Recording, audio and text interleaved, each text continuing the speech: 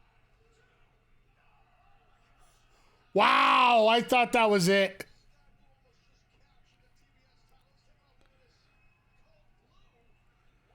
That was pretty awesome.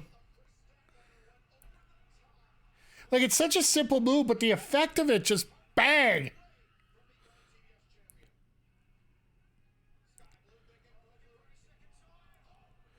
Uh-oh, Julia.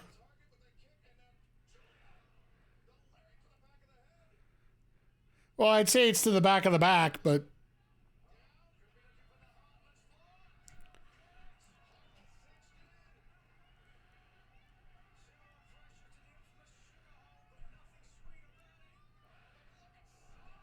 Jesus! You want to talk about dead weight German?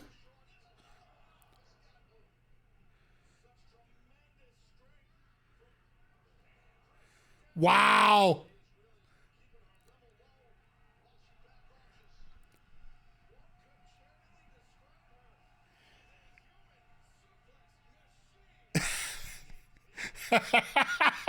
Excalibur grinded on Taz. I love it. Oh, look out.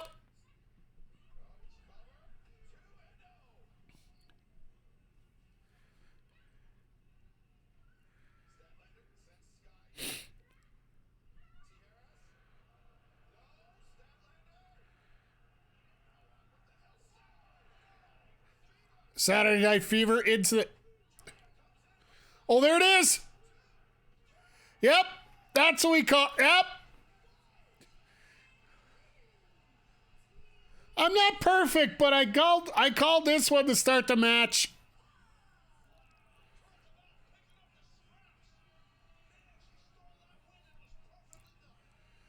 Julia pinning Sky. Yep, that sounds about right.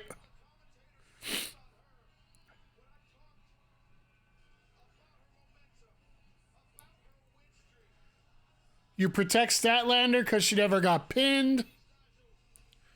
Sky can eat a pin without a problem right now.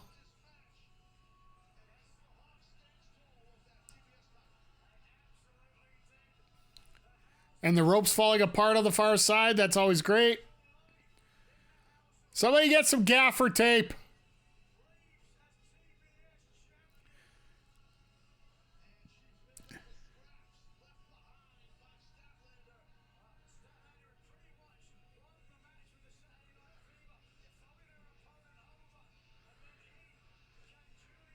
And you hold the title upside down, jerk.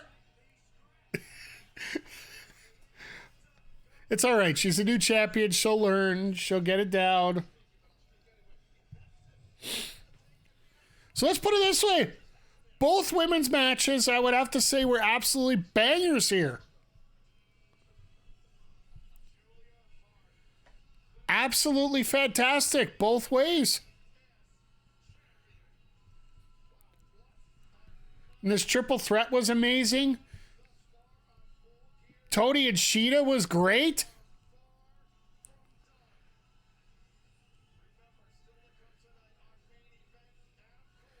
Now we only have one title match, but 3 very big matches left. For a company that has 6 billion title belts, it's interesting that we some of our bigger matches don't even have titles on the line in them, right?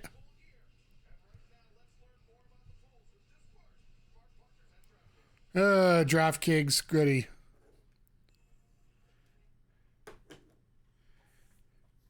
Always got to try and push the gambling, especially with AEW, right? So both women's championships have changed hands. And so far, the men's titles have stayed put. I wonder if that's a shade of things to come here as we go along. As we have a split second here, everybody, I just want to say thank you to everybody for stopping by here tonight. I don't usually do these pay-per-views, but I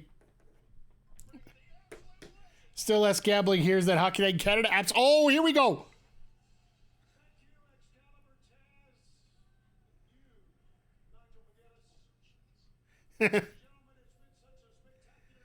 Here comes.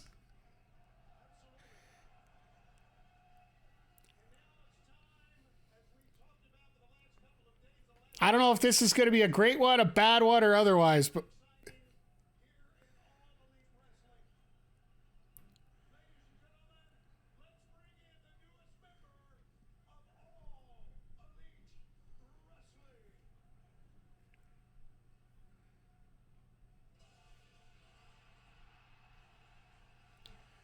holy crap.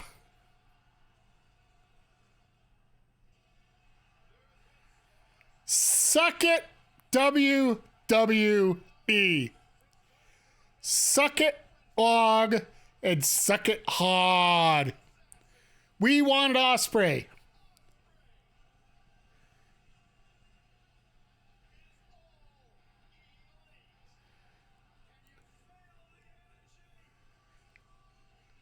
I really do hope that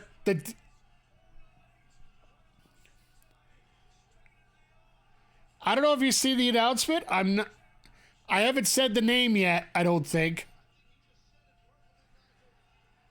But I will still say suck it WWE, suck it long, suck it hard. For all the reports that came out about who the person was going to be, and the rumors that they were getting really pushed by WWE. It's amazing that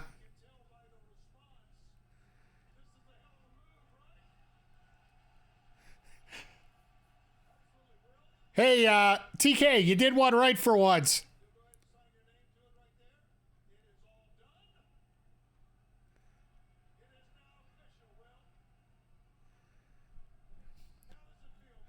All right, Mick G.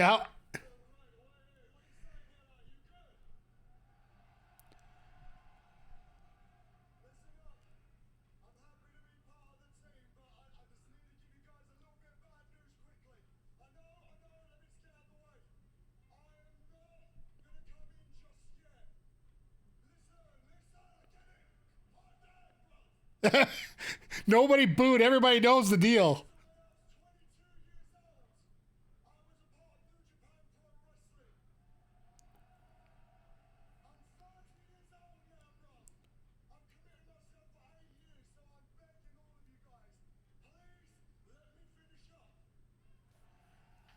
And this whole crowd's like, yeah, finish up, do what you got to do.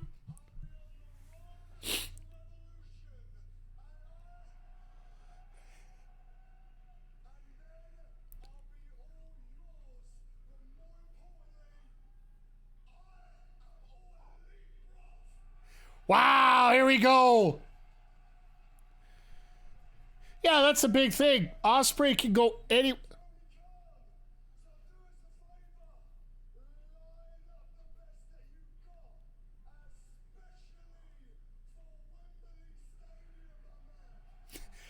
See, the one thing about AEW compared to anybody else, Osprey can get lined up for the main event of Wembley Stadium 2024. Like, you could stick him right there. And it's just, this is a get. This is a get. Ironically enough, they're showing the graphic for all in. They needed something after WWE decided to hit a punch.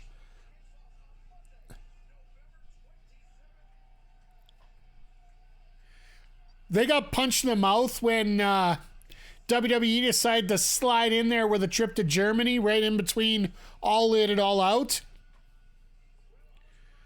That is going to be the week of wrestling. We got All In on the Sunday.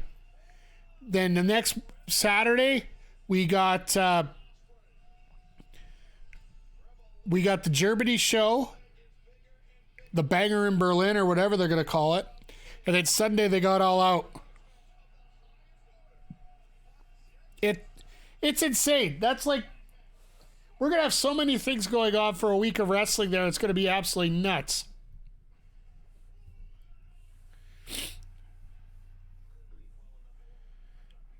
All right. As they're doing the intro for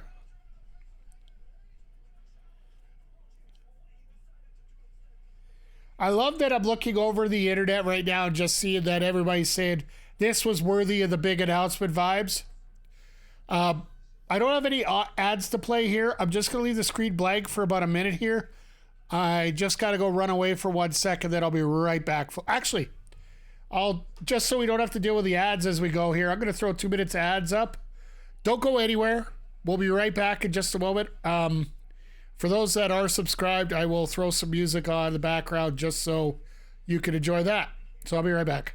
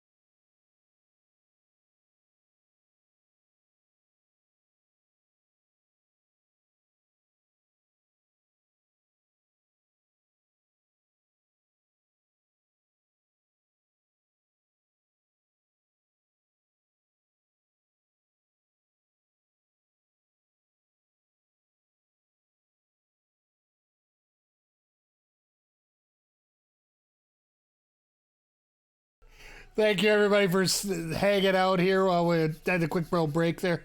Got about 30 seconds left for the non-subscribers here. I love the dichotomy between Nana and Swerve here. It's just straight up, one's serious, one's not. And even Swerve said, Nana handles my business, but he has his own personality compared to me. I love there's a side of the crowd, Hangman stole my weed.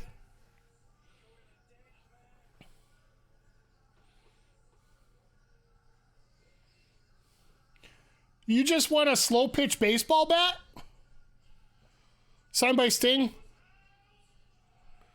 Please say it was signed by Sting.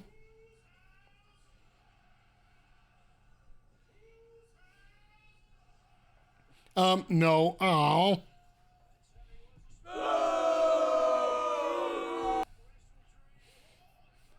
Well, no intro's done here.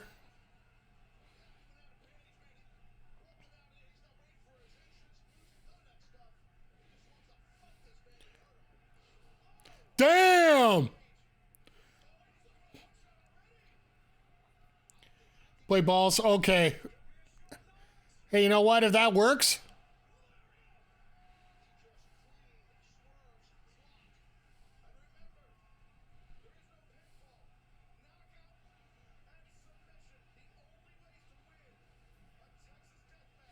Knockout or we're going hot already.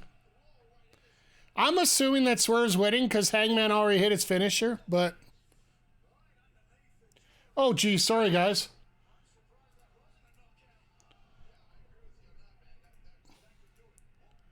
It's happened such a long time ago that I forgot to even put that out. Do you guys want predictions up for the rest of the night? Because I'm thinking, you know...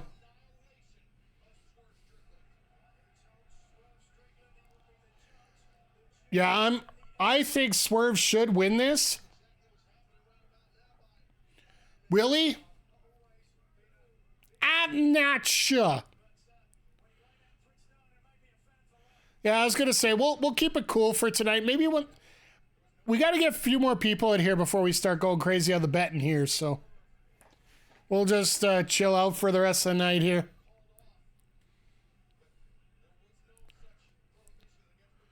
But I will say this: we're gonna end up seeing a barbed wire chair. Whoa! Call this a sucker riot? Yeah. Come on, boys. Let's take him to school. Oi! Oi! Oi! Oi! Have you ever walked into one of these situations where you end up just talking about you need a few more people in here, and all of a sudden they all show up? Our local establishment, how are you doing? How was MLW tonight? I hope MLW was a lot of fun. I saw a few of the tweets that were coming down. This has been a very good pay-per-view. And I'm saying that on all fronts. Like, as much as we like to trash on the women's matches, like the fact that they don't have enough and whatnot, they were really solid tonight. And right now we're getting into a match that I'm not really looking forward to in terms of violence. As Swerve just got stapled by Hangman.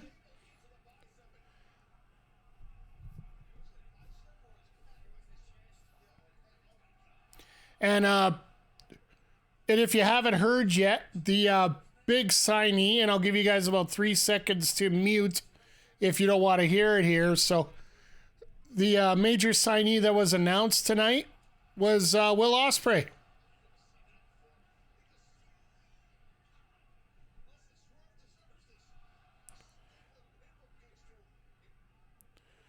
Swerve won the first, Hangman wins this one, and Swerve wins the rubber match. I don't know if they're going to have a rubber match. I think this is how you settle it.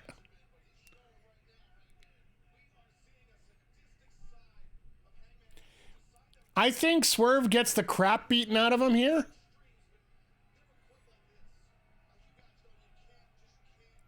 Give me a damn rubber match.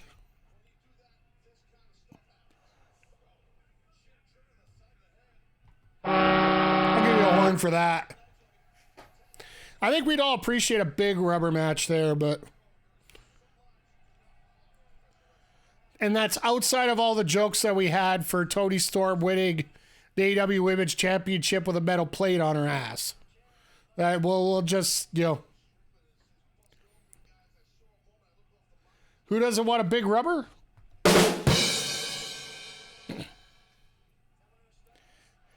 It's been a fun night, everybody. So, once again, welcome. If you guys are new here, another staple. Jesus. Oh, those were his kids' finger paintings on the wall, on the fridge.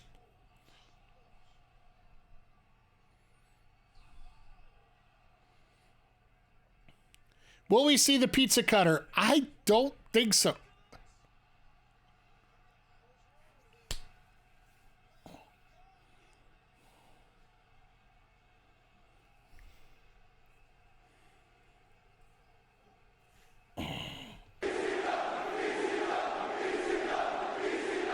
What else can you say? Okay, for those that aren't watching right now, but if you have queasy stomachs, Swerve was bleeding. Hangman went onto his back to have the blood drip in his mouth. Like, ugh. That's what we saw earlier. During the first match, they screwed up and they were looking for a table and they screwed. Is this some new stuff?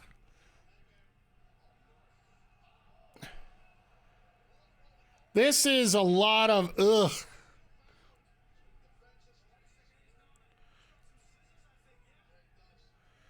Of course, Nana just shows up with the scissors just at the right time. Nana gets 10%. That's pretty cool.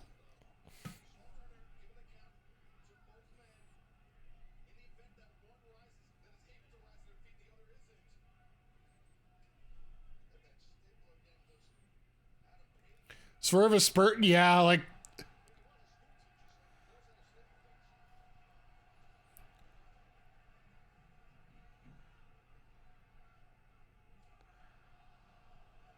Swerve just don't care. He's getting stapled all over now.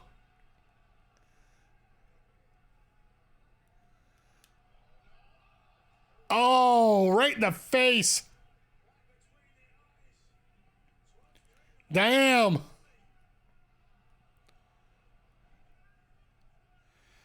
Ref wanted to check the cut and Swerve's like, nope.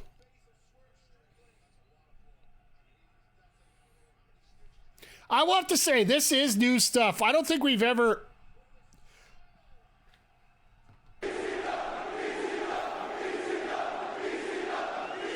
Wow.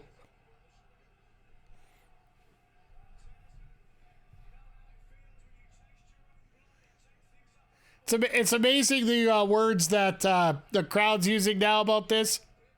This is GCW, yeah.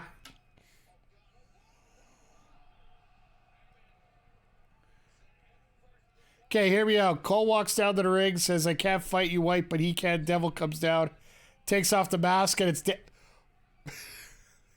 If we could get that, that would be amazing.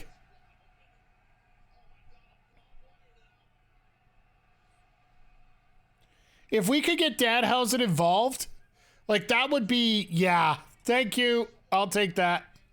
Should be a booker. I don't know if they're going to use Danhausen, the main event of a Major 4 pay-per-view for them.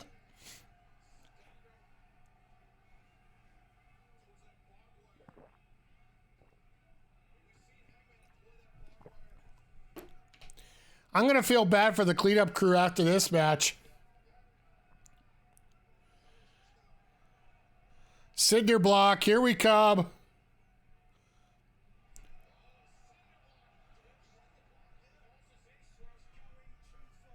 This is going to be nuts.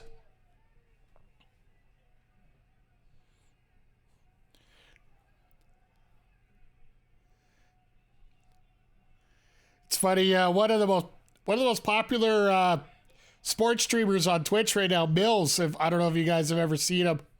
He just put out a tweet. For all the times I complained about Moxley bleeding, I will never complain again after seeing what Hangman did with that blood. Like, let's face it, this match went viral very quickly.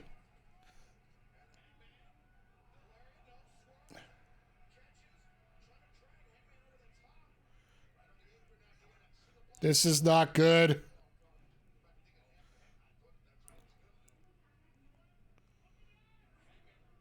This is going to end in a knockout one way or the other. I guarantee it has to. There's no way that this is not going to end in a knockout. All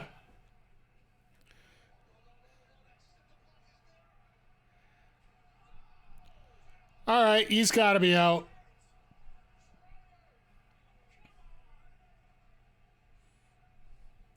He's got to be out at this point. This is sick.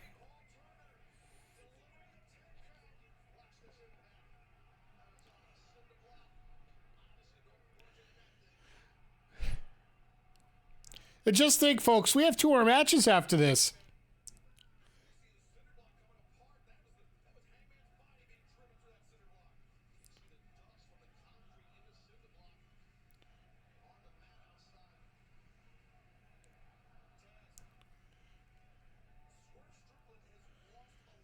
Oh, this is like... What a mask. Yeah, like... These guys, like... You can tell this is Hangman's forte of a match. Sorry if I'm a little bit at a loss for words here for a moment here. Just... This is, like... I get it. There's a lot of violence and a lot of wrestling, but this is another level.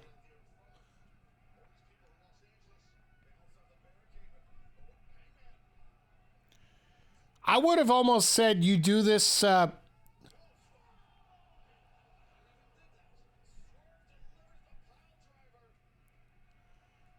Wow.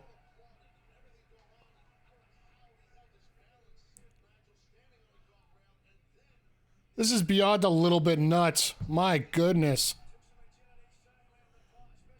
Yeah, that pile driver was brutal.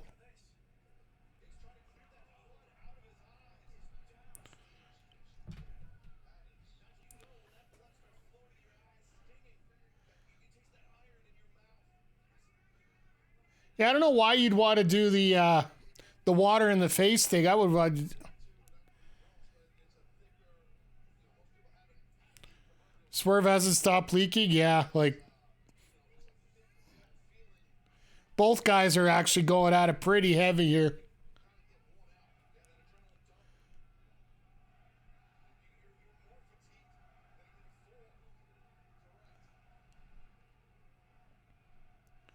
But one of these two have to get knocked out here sooner or later.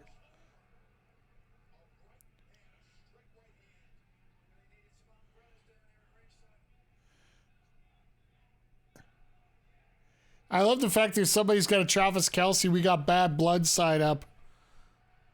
Shout out to Taylor Swift on that one.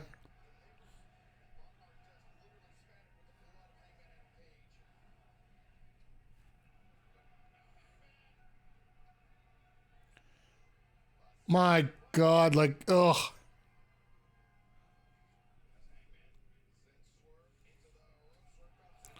Boot to the face.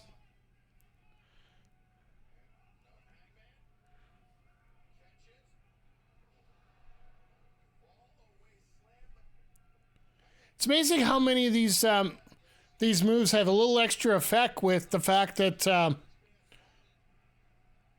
you have all this blood loss, right? So you can take your extra time and just chill out and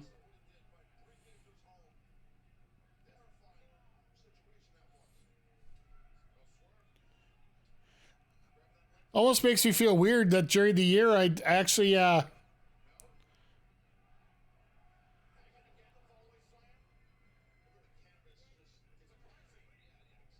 was working with the Canadian Red Cross, right, for fundraising. Watching this match, it almost feels like, you know, that should be a part of this here.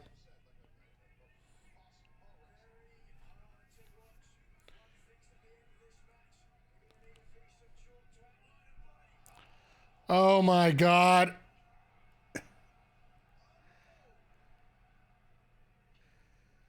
It's just.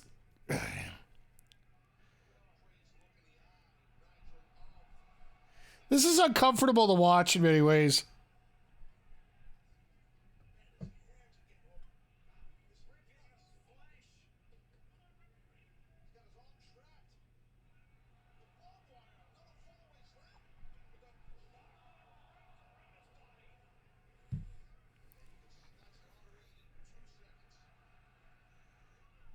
I'm just surprised one of these guys hasn't given up for all this crap they've gone through. Did you guys see by chance Adam Page came out to a Pro Wrestling Revolver show and attacked Swerve as he was doing a promo of the ring there?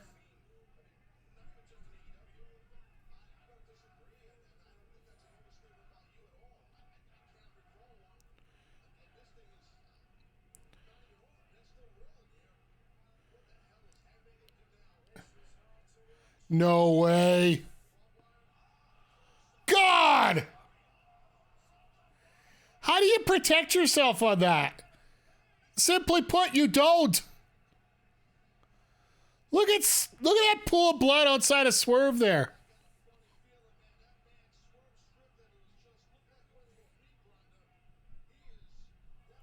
My God, this is ugh.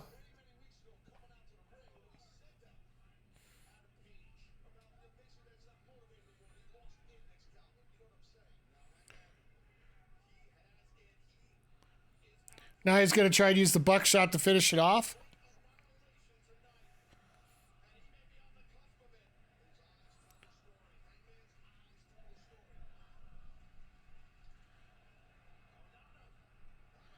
Nana doing his interference spot the best he could.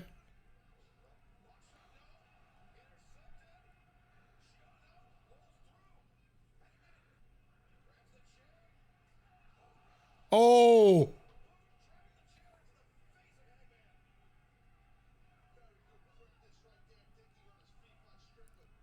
No way. Curb stop into the chair? Oh no.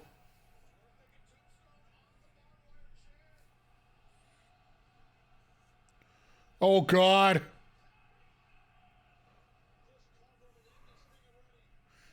You can't cover him. I love Taz. Cover him anyway. This is nuts.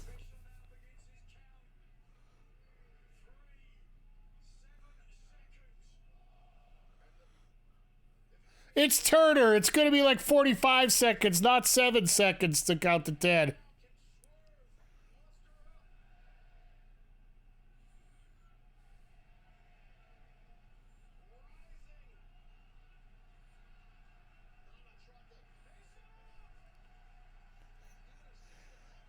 Nana was going to pull him out of the ring and make him stand on the outside.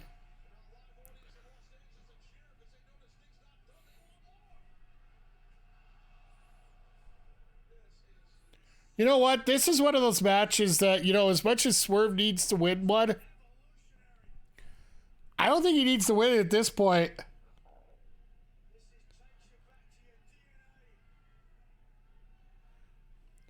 Because this is, like, gross. Sorry, normally I'm a little more talkative, but this is getting a little squeamish here at this point. What's he going to try to do now? A brain buster on a barbed wire chair?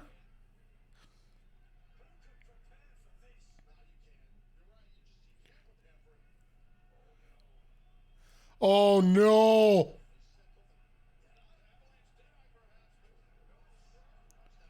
No Deadeye.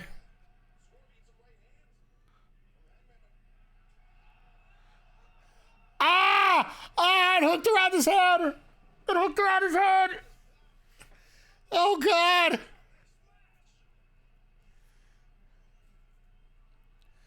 Oh, no.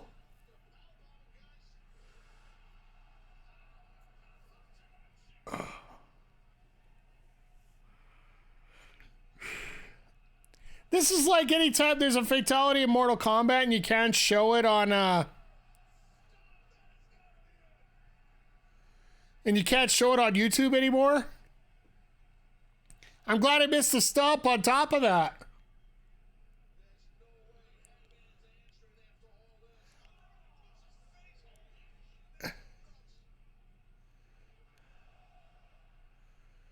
Oh, no.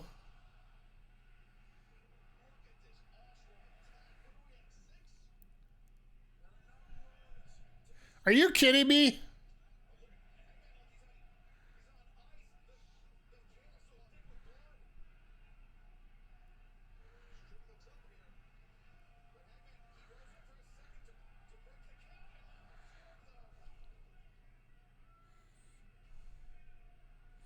So what's Swerve gonna do now?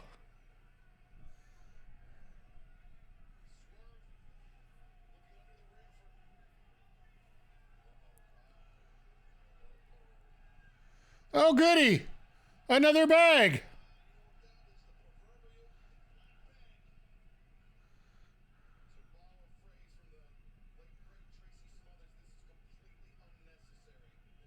Thank you, Tracy Smothers, for stating the obvious here tonight. No, no, no, no, no, Zodiac.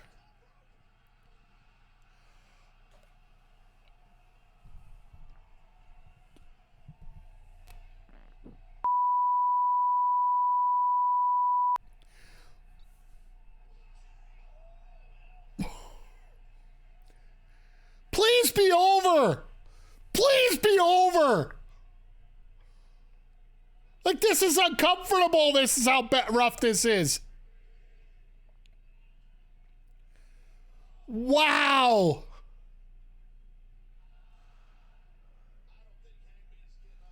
If Hangman gets up from this,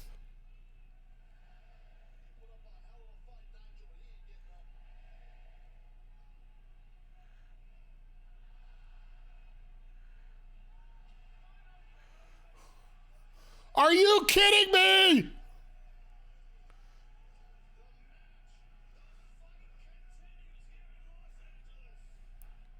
He can't even walk because his boots are covered in blood. He's got so much blood in the boots of his...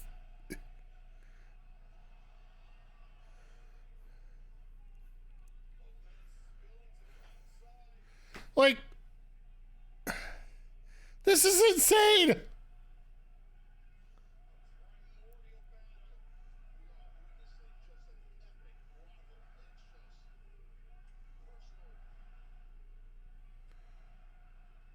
Literally, how are these two still going?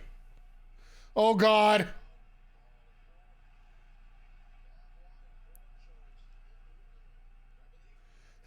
I love how Taz brings it up. Barbed wire board Jones. Whoever gets stuck in that has got to be done. Because you ain't pulling yourself out of it. This is... This isn't even partially nuts. This is completely insane. Folks, I want to thank you for sticking around with me here. Like, this is...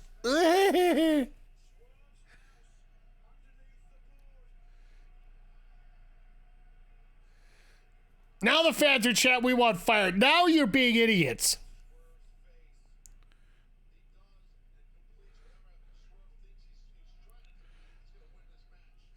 Anybody that's looking for a death match, I think you found exactly what you were looking for here.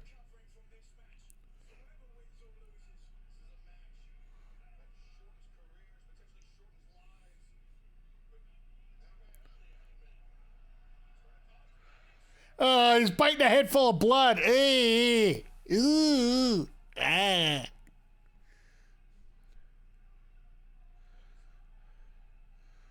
Oh no.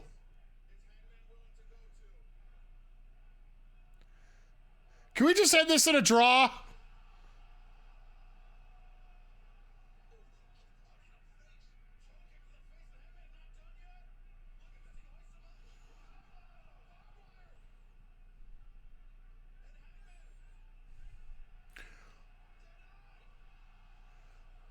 Please, be over. Deadeye. Fall away slam. Power bomb. Like, seriously, how is this still going?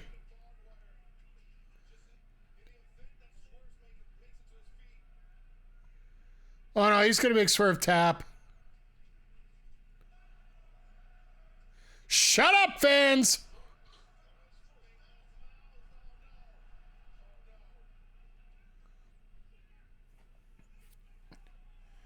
Oh, these fans, like...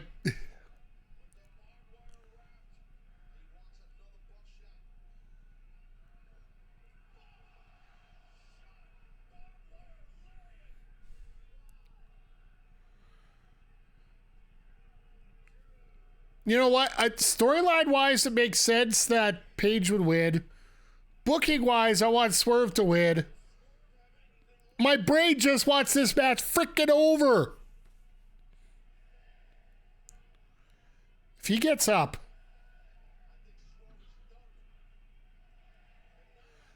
This is the spot Nana was talking about.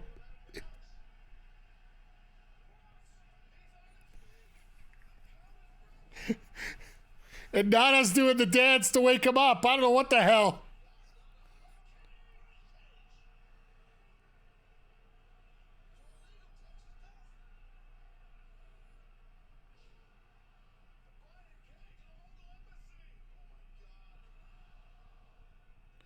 Buckle Bob.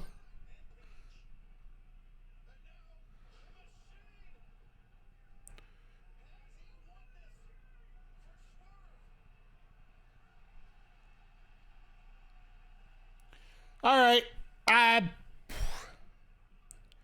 I'll be honest, I'm not very happy about this. This is a blood feud that we should let them just finish.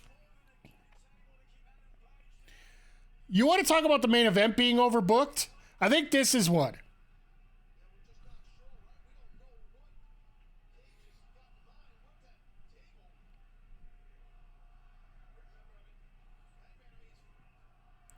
Oh, there's the barbed wire right in the Cage's head.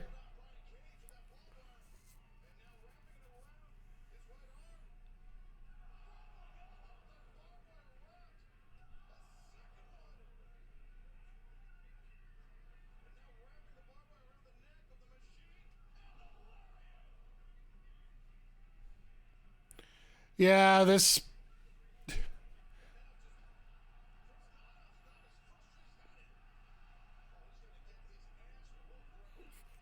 I love Taz. Does he simply say, you gonna get your ass whooped right now?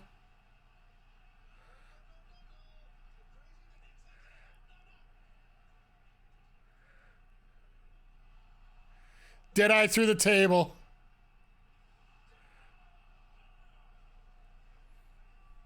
But the whole time, Swerve's been able to recover.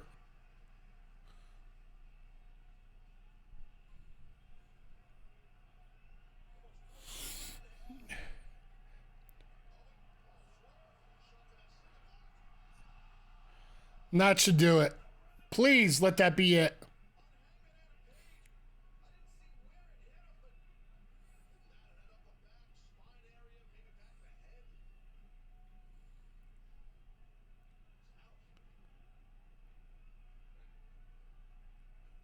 Ref, what are you doing? Count!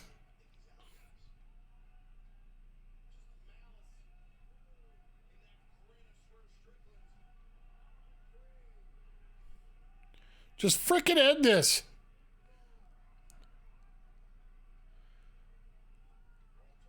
But I will say this Hangman's getting up.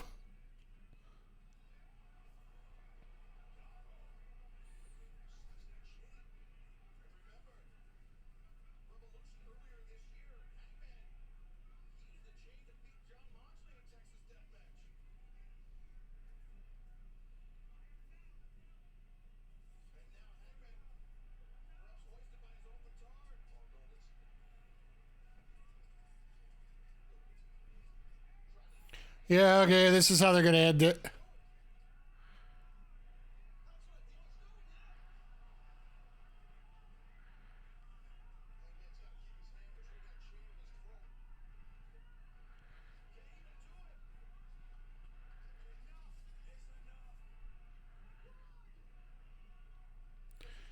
Come on. I'm sorry. After the cage interference there, I lost myself in this match. I get it. That's a way you can protect Paige in this case. The fact that they needed help to finish him off. But this ending just ain't doing it for me.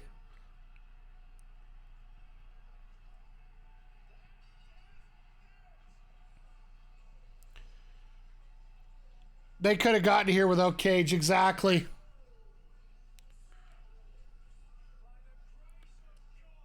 What you do instead,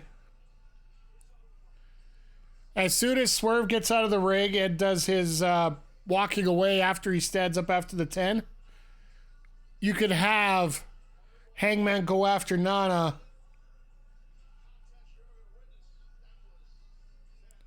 Have him take Nana out somehow. Then you can bring the cinder block in and go from there. Like, you don't need that.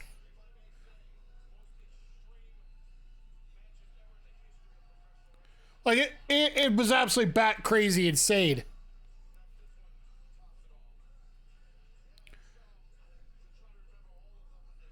Good luck to Jericho, Omega, and the Bucks after that for this one. Jericho's been having an issue with Renee Paquette getting on the old X box here. I need a cigarette after that match. While it protected Paige in her cage, yeah, like... I'll be honest, I don't think people are going to remember even Cage being a part of it.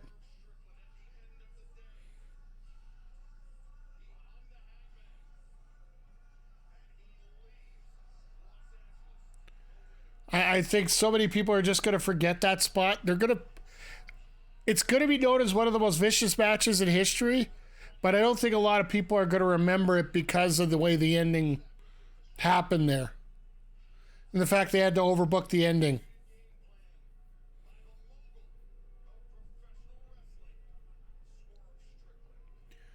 Like, going up to that point, it was absolutely fantastic, and they just... Ugh.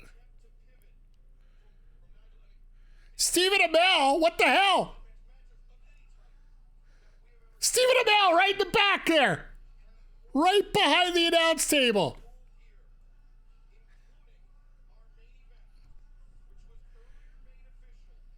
Well,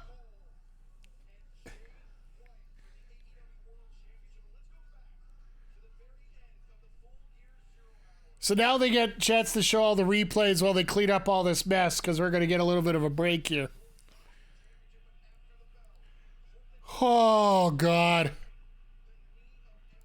That was, I don't know if crazy is the right way to put it, but it was BS insane.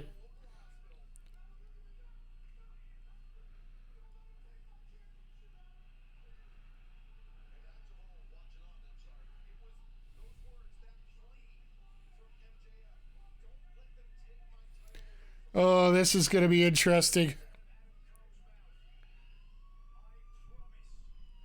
Now, here's the question I have for this main event as we try and shift gears a little bit. Do we get a double swerve here where, I know you said it was the man in the black mask. I'm thinking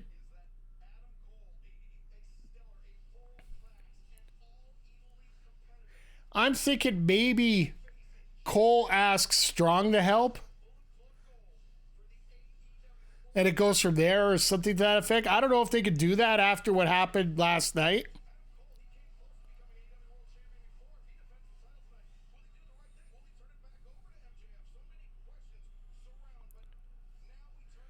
All right, let's see if the Golden Jets can figure this out and get the crowd back on track here.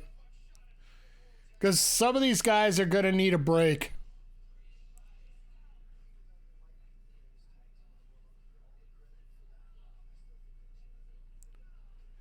As we get ready for the, like...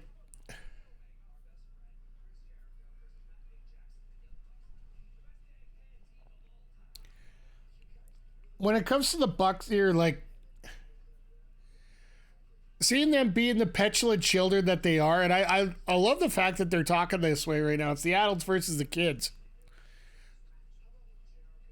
People say that they're not being self-centered. They literally had a tag team name of Generation Me in TNA.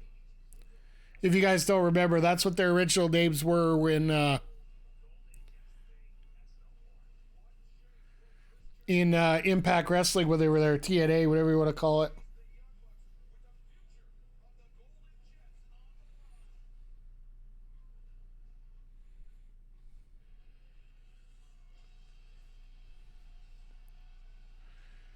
All right, time to breathe a little bit, get us back into this a little bit easier.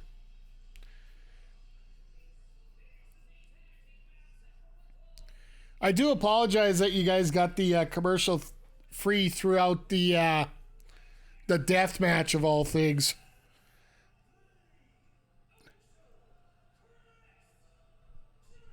So is he coming out as the Ocho tonight?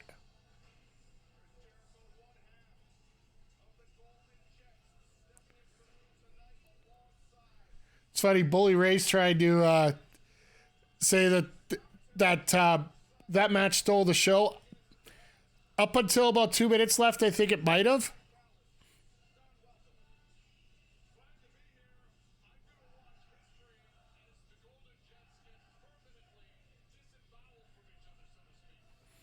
Oh, Callis. Where have you been all my life? Well, at least tonight.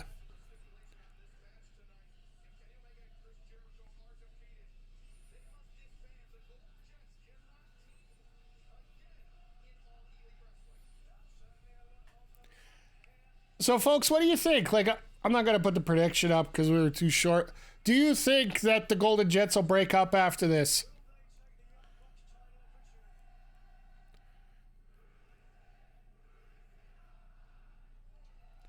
I think there's a possibility that could happen just to have Omega sort of sabotage the Bucks in a way, too.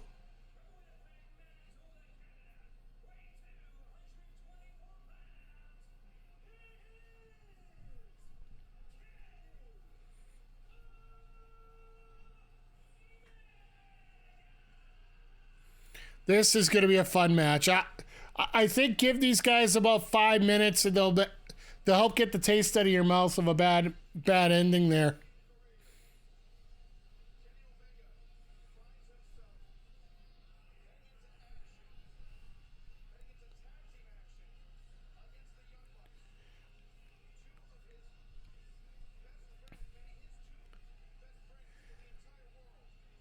I just, yeah, like, sorry, I'm just trying to wrap my head about what we just saw there for the last 20 minutes. Hell, last 40 minutes. That almost went 45 minutes. Because, yeah, it started at 8 o'clock and it finished about 8:40. So, yeah, we're looking at about a 40-minute match going through all that. So, why isn't Chris and Kenny going after Dawn right now? That's what I would be doing.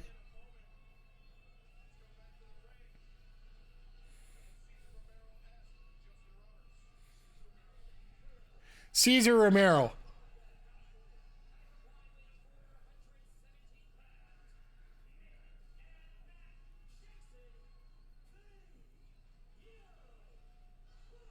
Still haven't forgotten Jericho.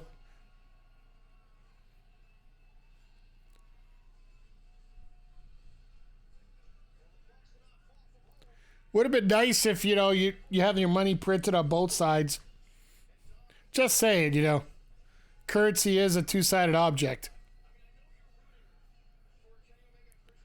Like, I do realize that they no longer have the Staples Center involved as the other arena. This crowd has to be exhausted. Yeah, like, I got a feeling like Jericho has a tendency to have a lot of, I'll just be straight up. Matches at pay-per-views, Jericho in the last 2 years has been 50-50 at best.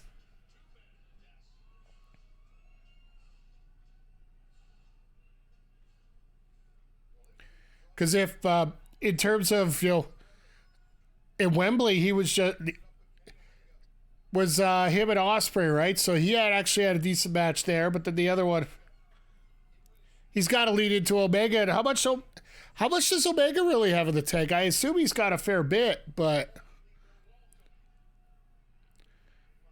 I just think when the Bucks start taking you into the deep water,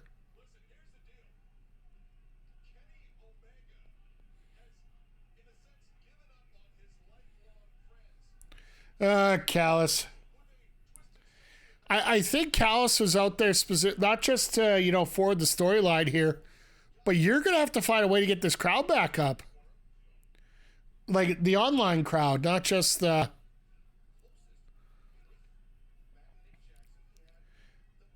Could you imagine 3 of the EVPs are in the essential cool-down match here at the pay-per-view? As much as Tony Khan doesn't want to admit it, he does have cool-down matches. And this is one of them.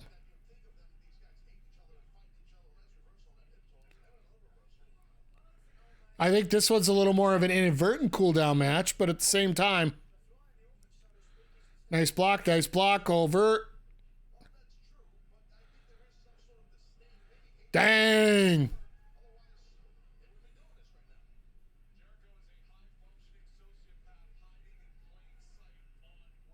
I think a lot of people think it's time for Jericho to get into a background role. He's amazing, but he's 53. Yeah, like, I appreciate Jericho. Just how many times can you reinvent yourself and still think you're going to be relevant here?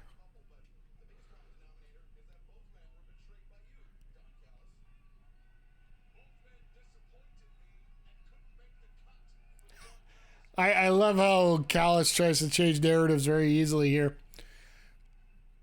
But Jericho, like, he could still go. Like, to a point, he could still go, depending on who he's in there with.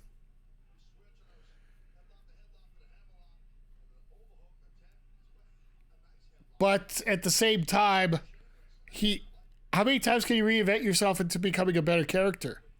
And I just don't know if Jericho's got that anymore.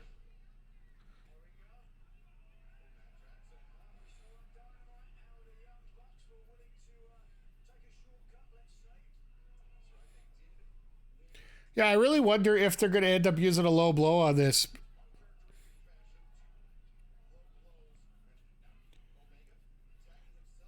He needs to wrestle less, though, just so he can recover. Yeah, like, he needs to be that ultimate part-timer, right?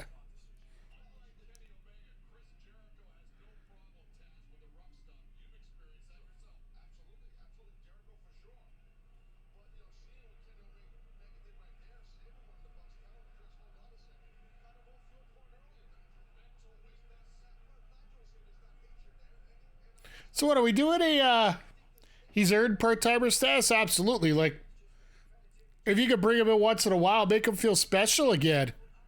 Like, that's the thing. Jericho, while I know he wants to put over the younger guys, which I know we're working on this match. I don't know if you can put over the younger guys if you don't feel like a special talent.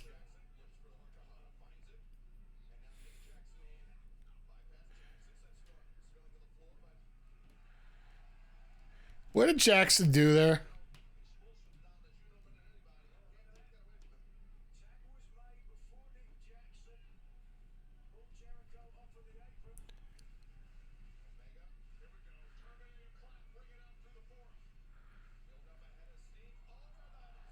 All right, well, one of them are taken out, but Jericho's going to be caught there.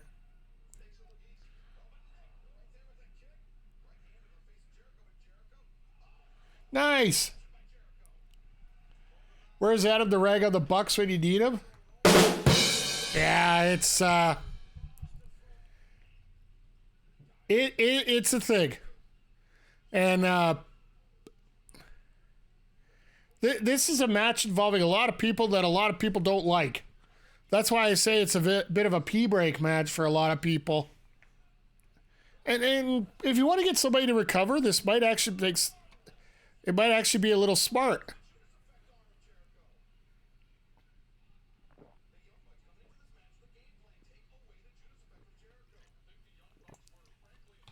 Speaking of pee breaks, heading out to one. I'm still good yet, so hopefully this match doesn't. I'm hoping this match doesn't take too long here. We're probably looking at another 15 minutes or 10, 15 minutes, which it's a lot longer than I think it should take, but look at that rope. Still has blood on it. Clean your ropes.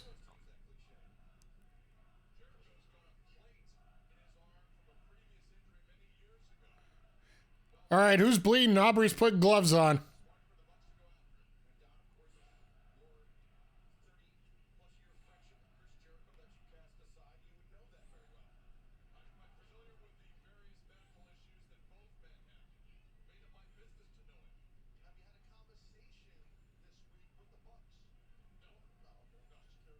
Yeah, I'm sure he hasn't. Oh, he's got the blood on his arm from where he got kicked on that Judas effect. Or the slide to the stairs around the Judas effect elbow.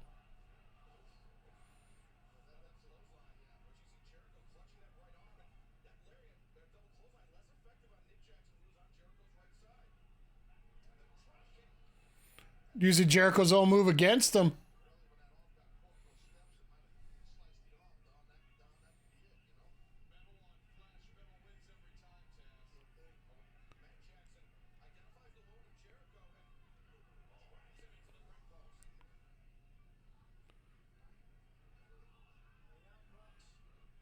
I just want to see Jericho just pop, or Omega just popped out. He's going to go complete heel now. To hell with everything.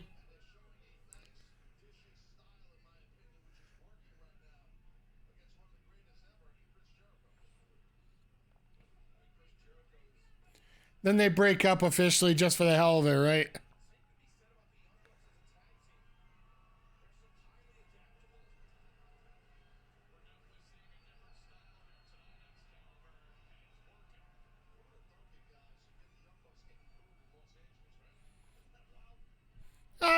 It's not that hard to figure out if they're going to get booed in LA.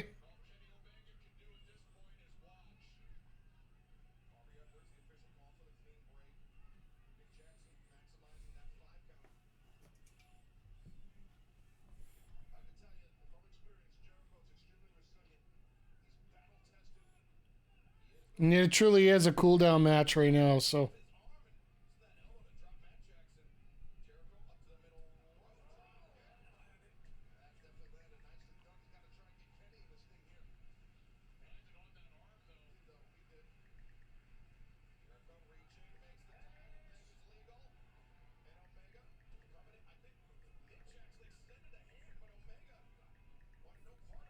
Just got to get a quick tweet out here, so Just talking about the old cage.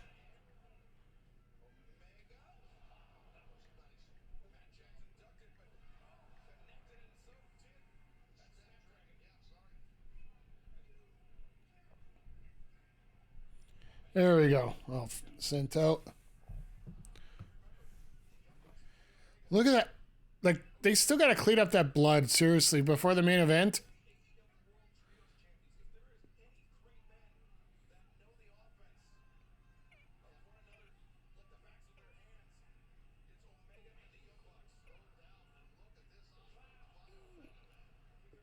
I love Omega when he gets on a roll.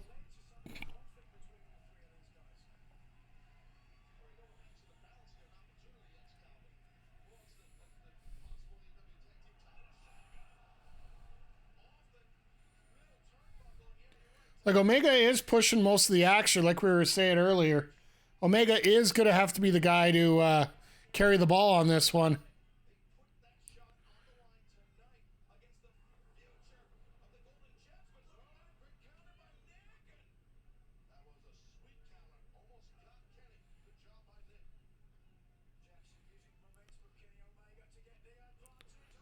Oh, wow, okay.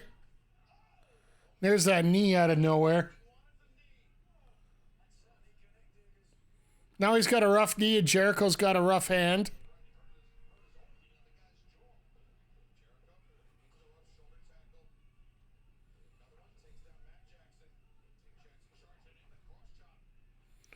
Is he going to hit it?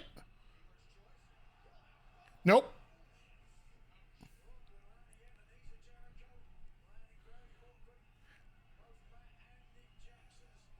Jericho's about 25-75 when it comes to the line salt these days.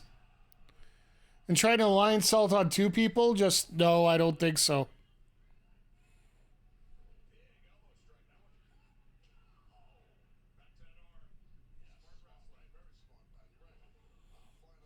Yeah, I gotta give him credit. It is smart wrestling for them to do to work over that arm like that.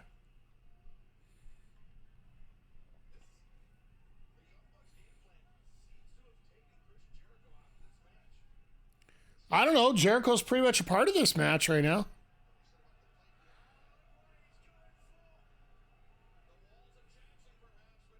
The walls of Jackson.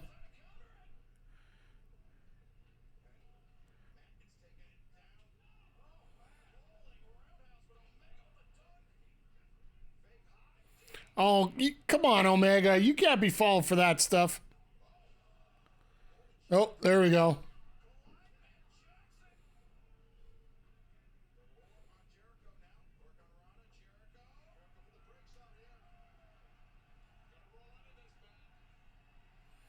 He ain't rolling out of nothing there. I see a kick coming. I see a kick coming.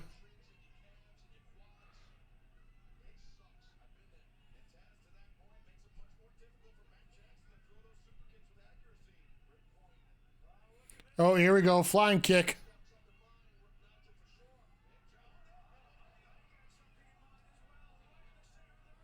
Oh, wow. Okay. Don't tell me this is how you finish it.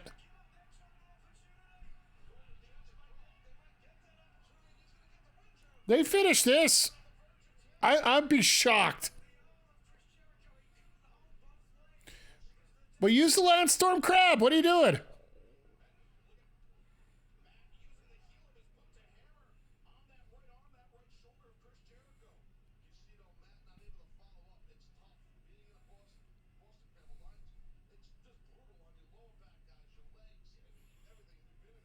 All right, everybody's worn out now. Let's get the tag in. Let's finish this off. Let's go.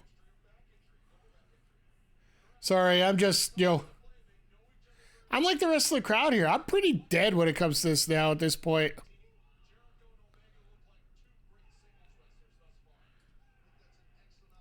The fact that they're going to bring out Adam Cole that's going to be on one leg.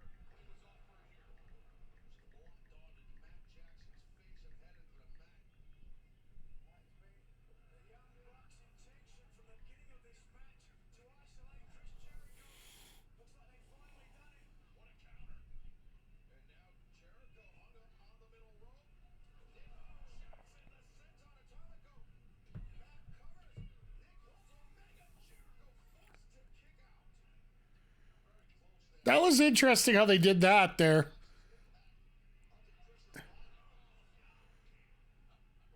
Where Omega wasn't allowed to help the break.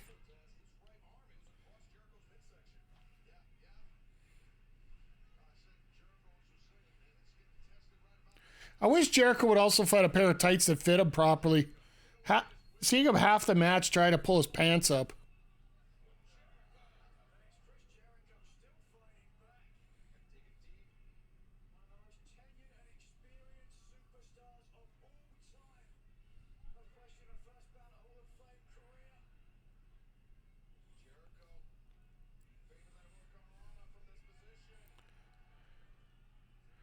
No, I see a power bomb in my future. There's no way that they're not gonna...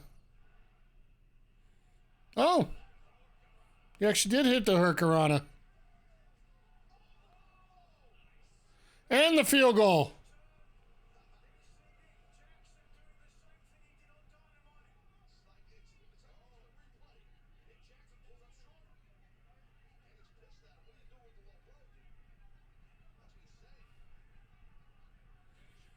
Matt will.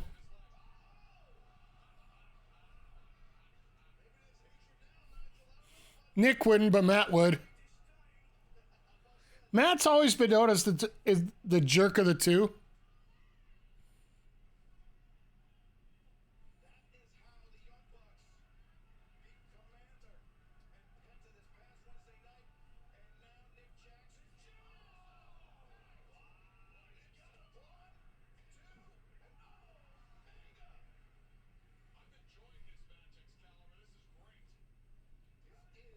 They're trying not to beat up Omega, but they are going to have to.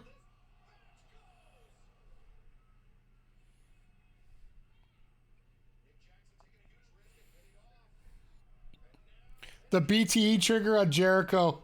That's going to be pretty amazing.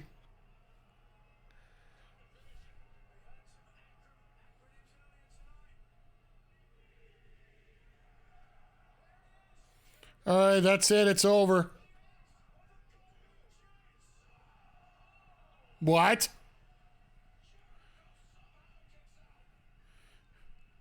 I love the fact that Matt's ready to punch the referee.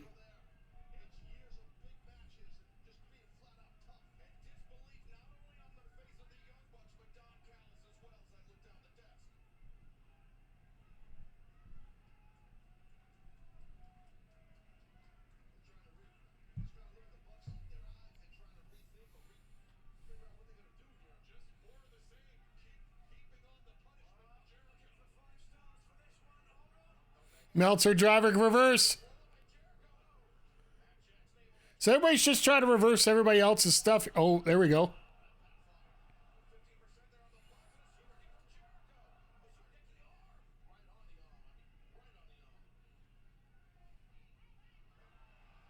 A little plum for plum.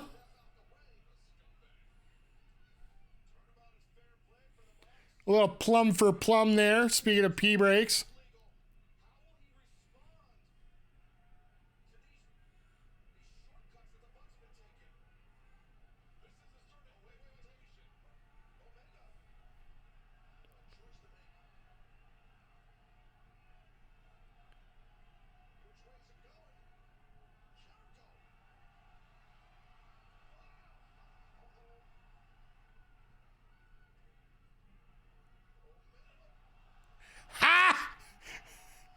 That's what I thought would happen.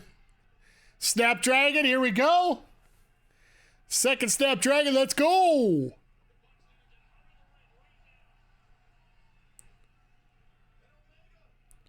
Go for the one-wing angel. He's going to get blocked somehow. Yep. That's how you reverse it. No way.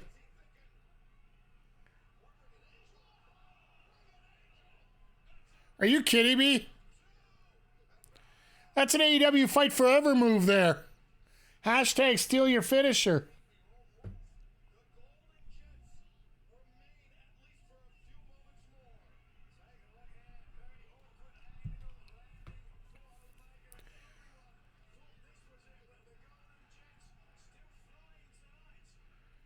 Jesus.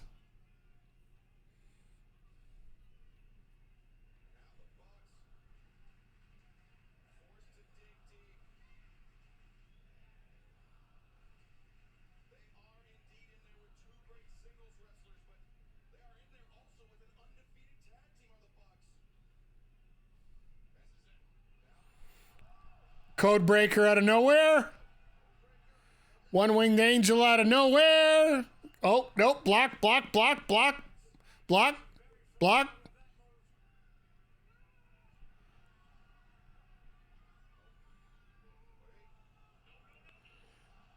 Delayed. Oh, my goodness.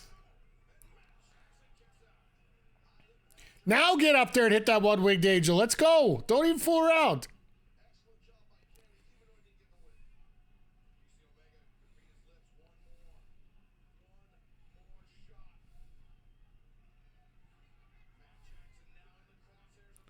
No, interception.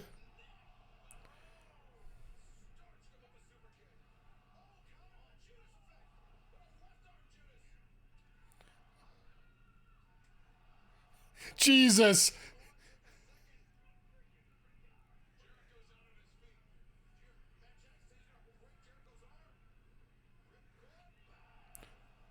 All right, Matt. Sorry to hear your bad luck here.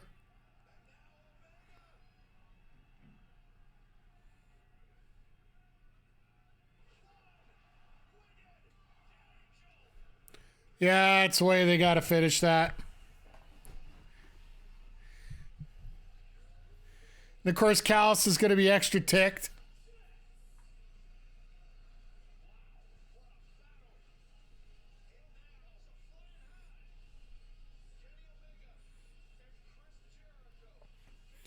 An interesting pee break of a match there.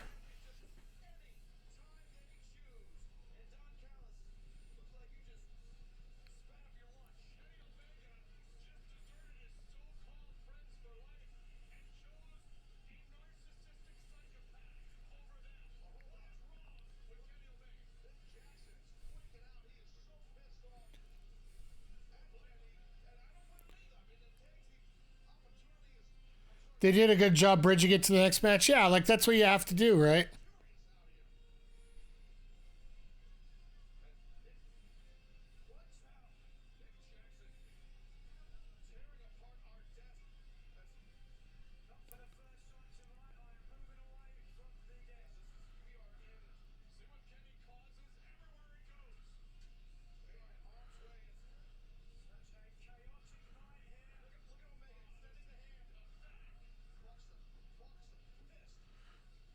You know what? It's simple. These guys are getting upset because...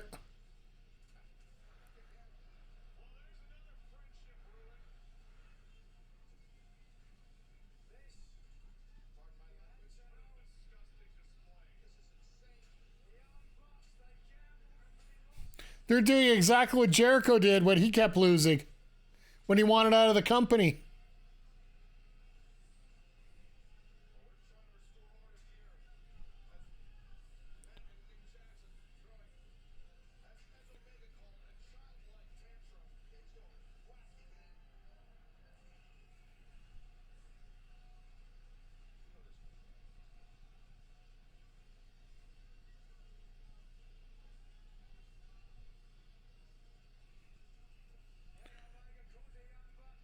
So, here's a question for you. I'm just going to throw this out here right now. Could this have been the Bucks' last match in AEW? As much as they're wrecking things right now and being impetulant little pests, could this be a point where they just...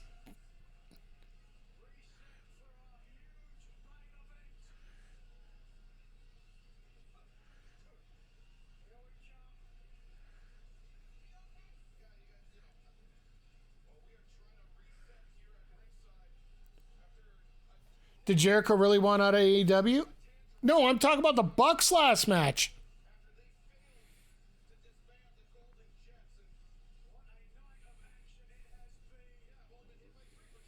I love that Amel's getting an extra shot behind the announce desk, right?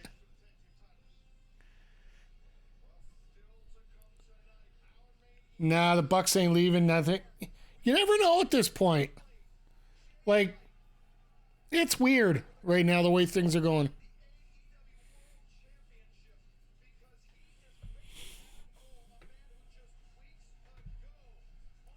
So what did Julie have to say after she won? The youngest AEW champion, Julia Hart. I can live with that.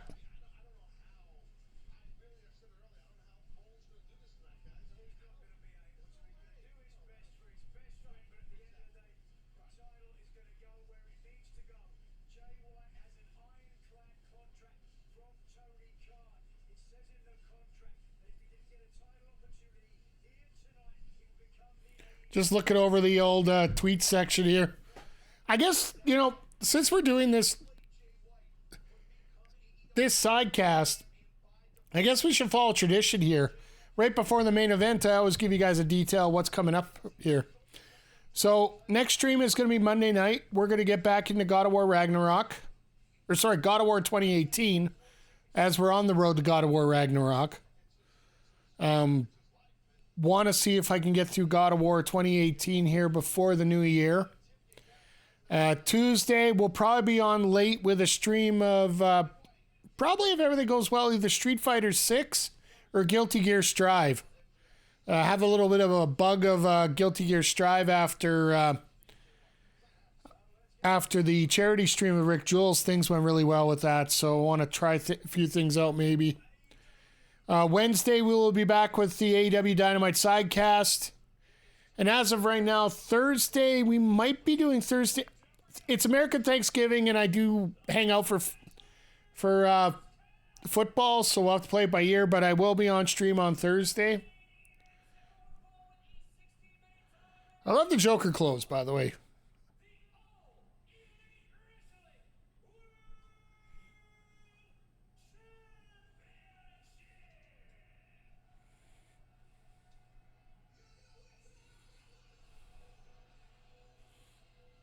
Yeah, I get the Laker colors, but the suit looks more suited to the Joker. Granted, the best way to explain it is the Lakers are a joke this year.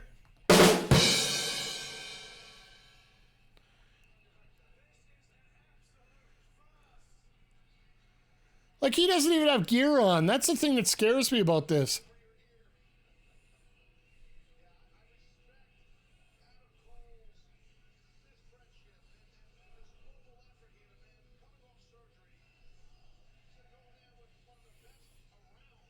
This is going to be some kind of shenanigans, I think.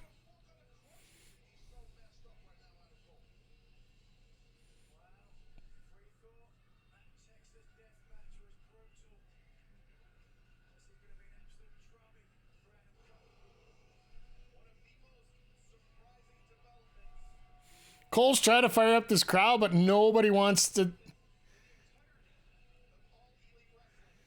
believe it. So is he going to be allowed to use the crutches for the match?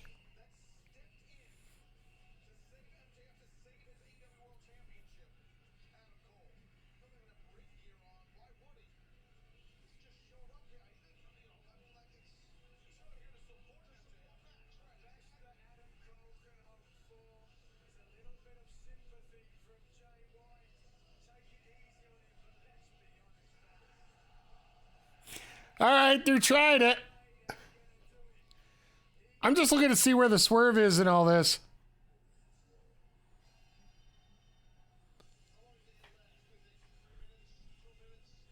What did...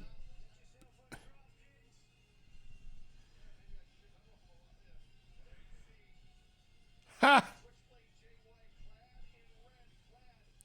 I love the fact that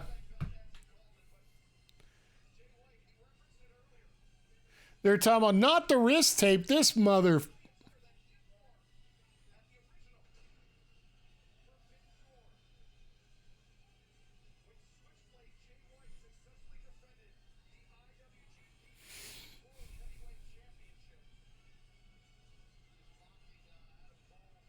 You know what the funny thing is? And I know I brought this up on Wednesday, but for anybody that wasn't around, Jay White for all the shenanigans that go on in his matches and whatnot, Jay White does not cheat when he wrestles. Other people around him will pull shenanigans. But when it comes to Jay White, he will hit the Blade Runner. He will beat people.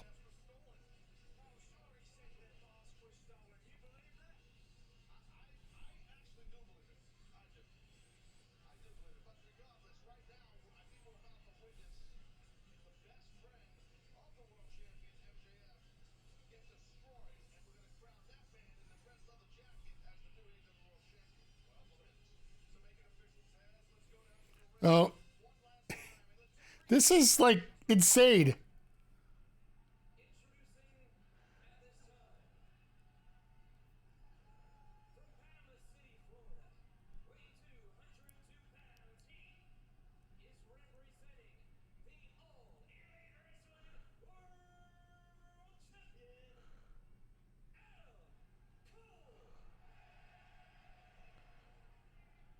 All right. This is like, I think.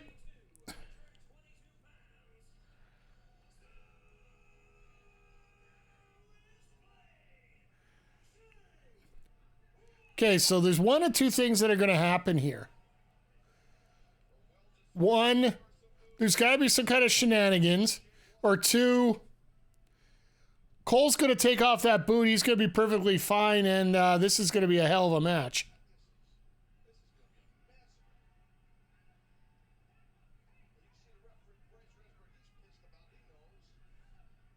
Remsburg knows what's going on.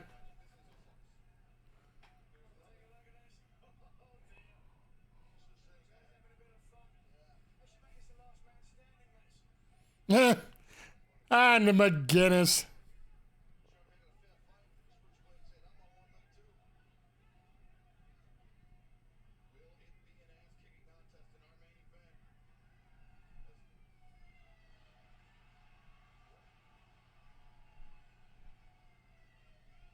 Ha! Here we go. The old Stone Cold incident.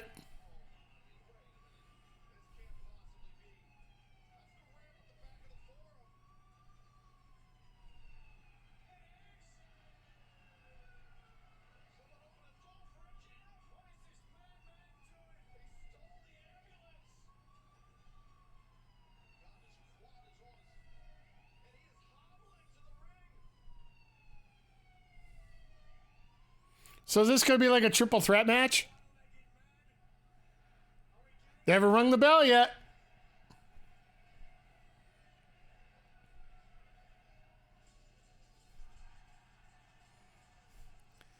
You knew there was some kind of swerve coming.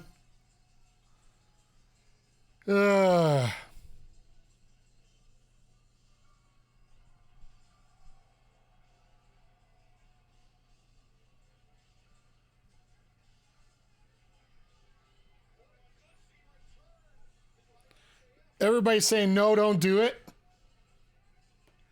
So what? Yeah, I'm with you, Zodiac. I'm just like, can we get to the match finally?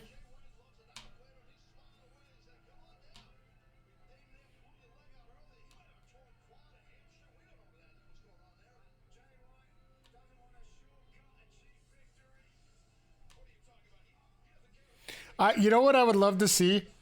Jay White get on the mic and say, you know what? You got no leg. You got no leg. I could beat both of you. All of a sudden, they take everything down and just, yeah.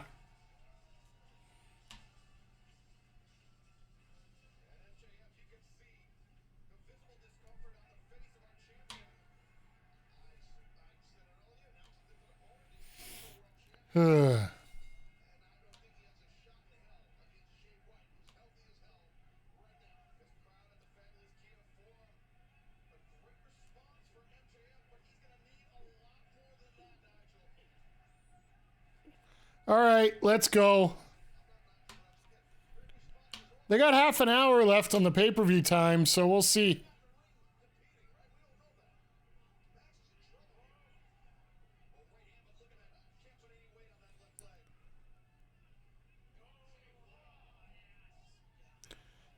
And of course, Nigel's sucking this all up in greatness here.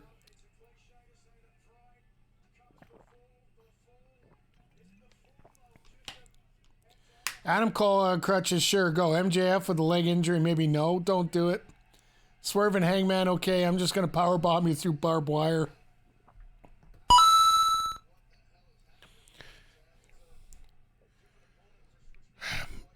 I'll say this, the first half of the show, absolutely loved it. Absolutely loved the entire show. And I'm still going to see what happens here.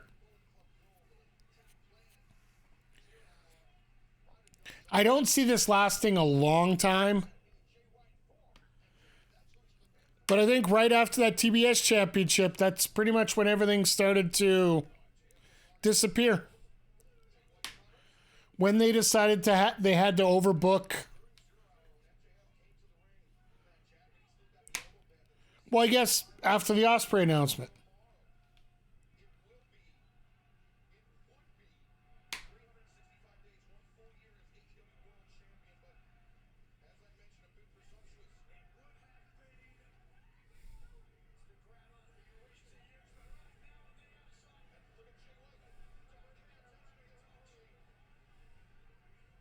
And of course, Cole can't do anything here.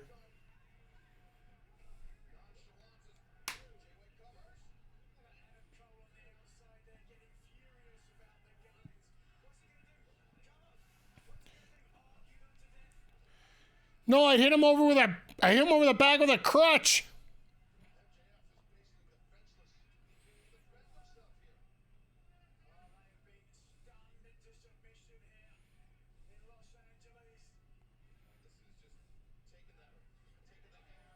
So this is going to be the moment where they get chased out. Because they're going to get caught.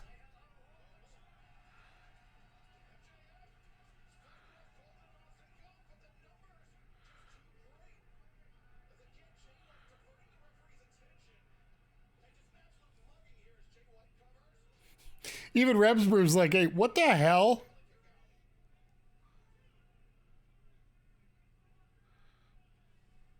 So they're going to try and do it a third time.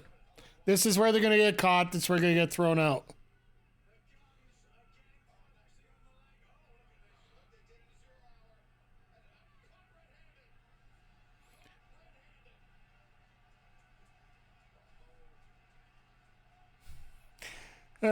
We knew this was going to happen. And the crowd's getting fired up over it. Where's Juice in all this? That's the other question I got right now. Where's Juice Robinson?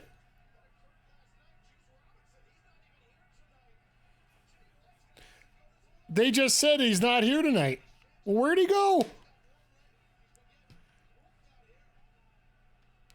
You would think for Jay White's biggest night of his career, he'd be there.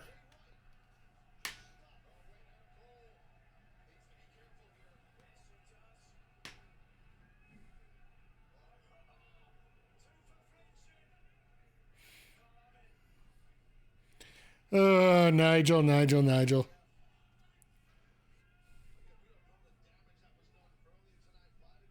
I guarantee you Cole hits White with a crutch before we're done tonight.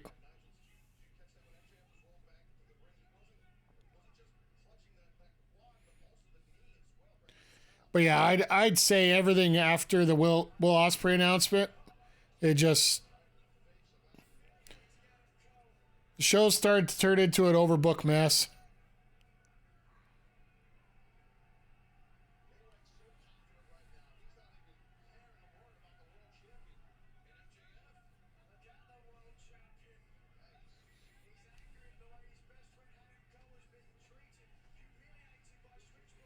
All right, he's getting angry, but what is he going to do?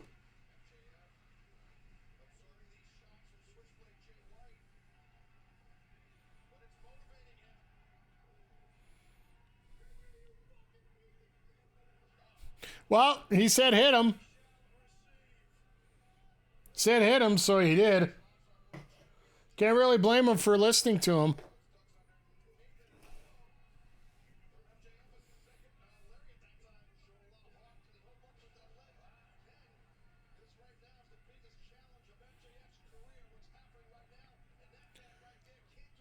Yeah, I almost have to feel that they're going to try and carry this out as long as they can, but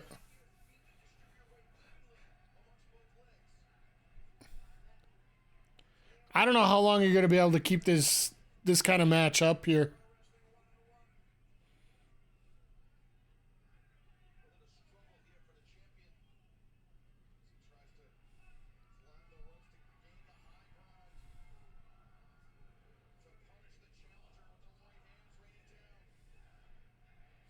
It's one of the most annoying things I've seen as a wrestling fan in a very long time.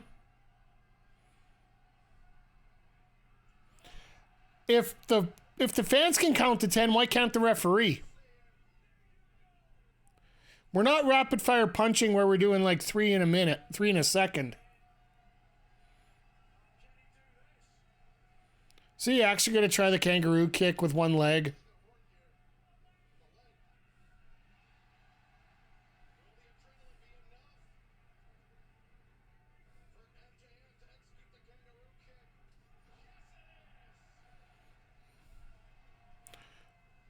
Oh, he did a kip up.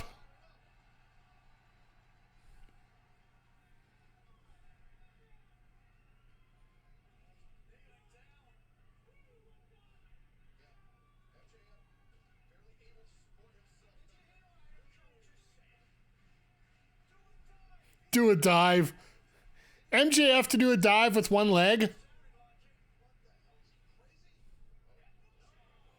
Yeah, that's what was probably going to happen.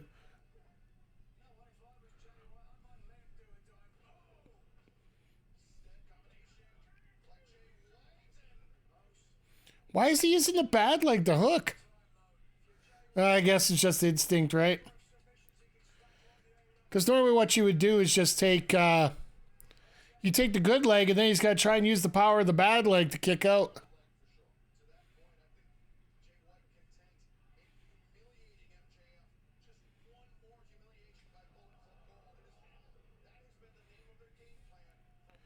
But yeah, this... pretty uneventful.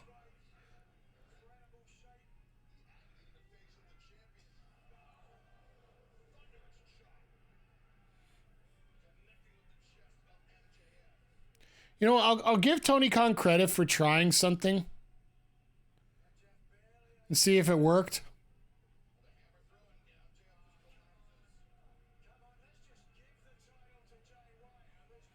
Oh, shut up, Nigel. You know that ain't gonna happen, so why are you even trying?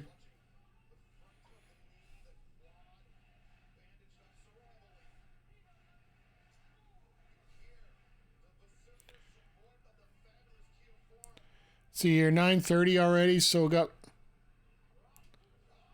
Whoa! It's a very nice mule kick there.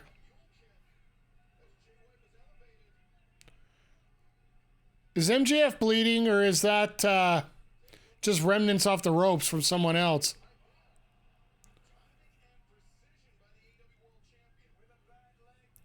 No one believed White could win, so this is what you do to sell it? Yeah.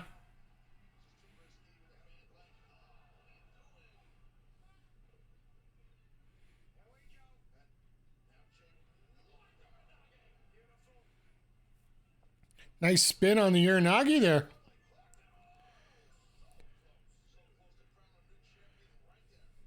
But I think it's also the fact that the crowd absolutely does not believe him regardless. Like, even if there is an injury angle here. So everybody's just waiting for that moment where MJF's just going to fire up and win somehow.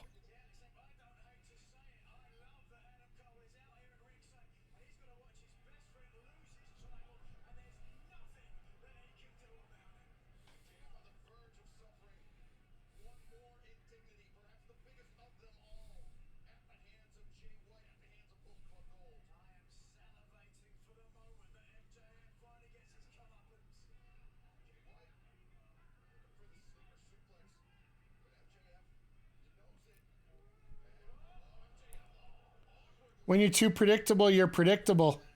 Yeah, exactly. That's the thing. And the fans just, ever since that death match, I don't think they've ever got him back. Maybe it's just me, but I don't know if you guys get that feeling as well.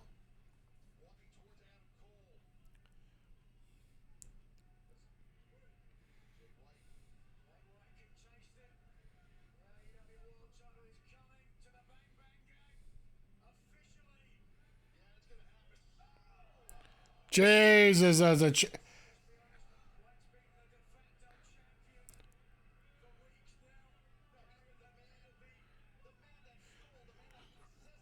ugh. It's always felt like a half-cooked match. It's almost the point where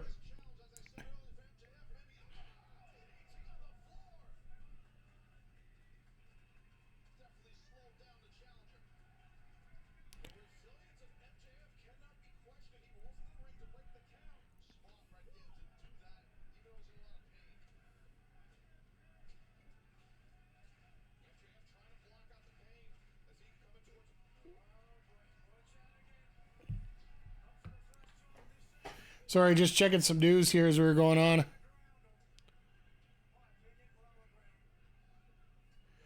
Well, I think this was more to establish Jay White more than anything.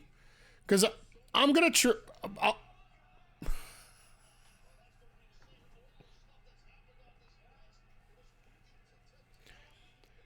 Wait, can we give a table the announcement of you fucked up, you fucked up, you fucked up?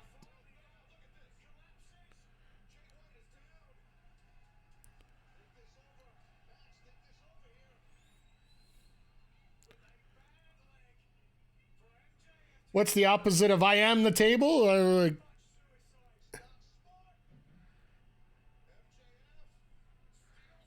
That's going to hurt like hell. Jesus. Why do you need to do that?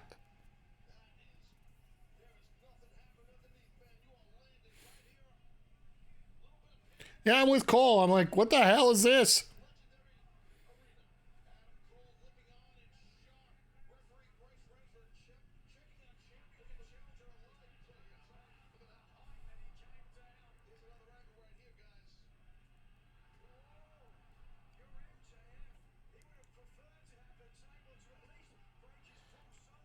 It's funny, the commentators knew that table was done in some ways. I see that message coming up on the old social medias here. Like, crowd's trying to get into it because they know that they're getting near the end here. Because this is your big impact spot, then you just... Somebody's going to fire up. Yeah, RIP MJF's hip, his knee, his quad.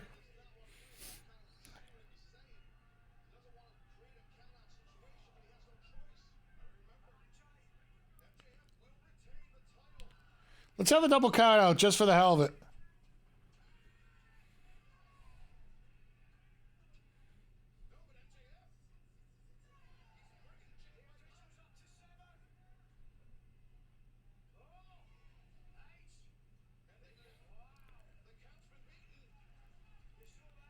Like, what? I get it. You don't want to... Like, I don't know. It just feels like... This almost feels like what most wrestling fans are like during that main event. Just, they're burnt out. There's nothing there left.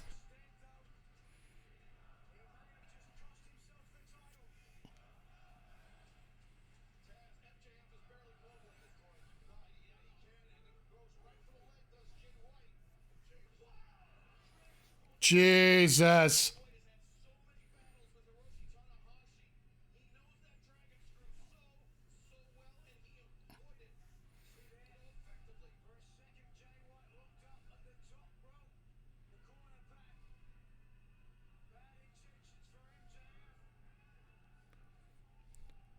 All right, what are they going to... Oh, Trio Woe.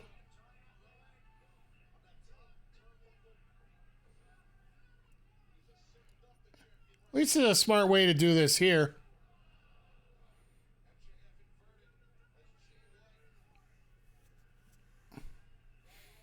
Now the O Canada spot, please.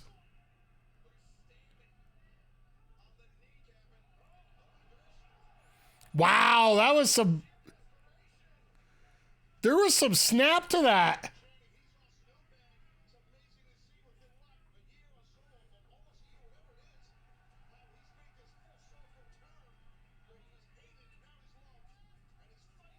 He powers himself up even though his knee's screwed. Hey.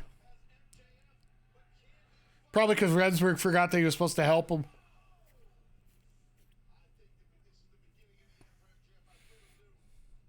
I think the beginning of the end was a long time ago, my friends.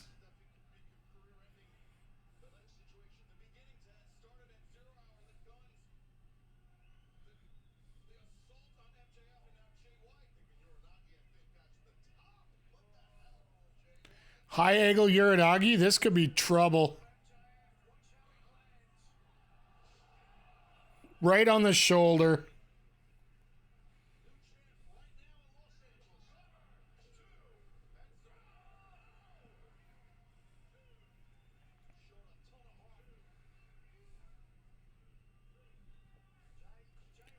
All right, come on, let's go.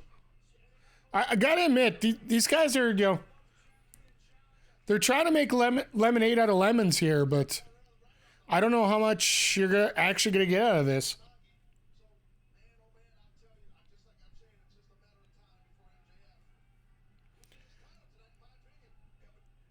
It's gotta be one quick switch here and go.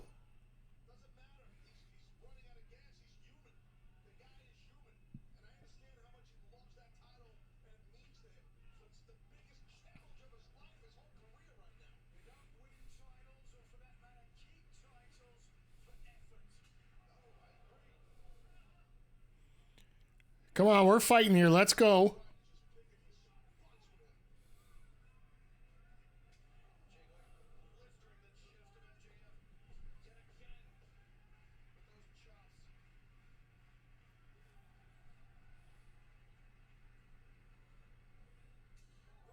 Ow.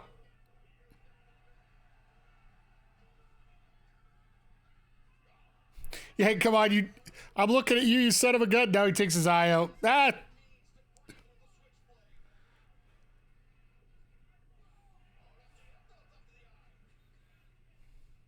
A little bit of return to sender.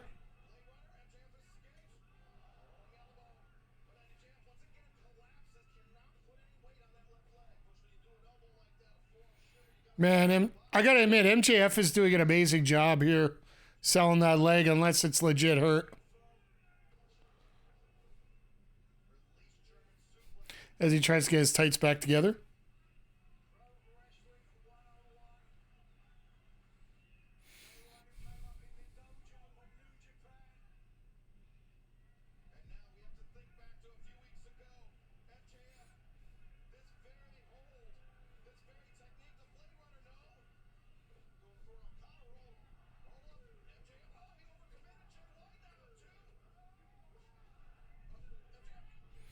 He even had the ropes, but he couldn't hang on.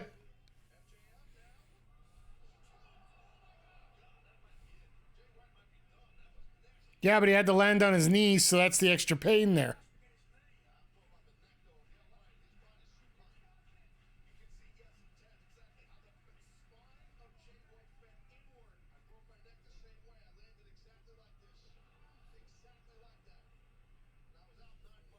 Dang. I'm glad Taz is giving a nice story about how that happened.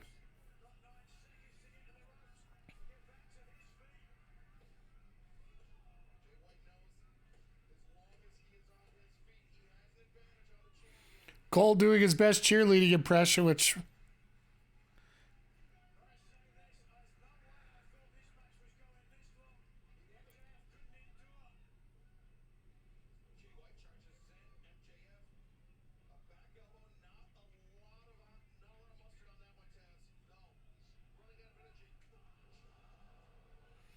Wow.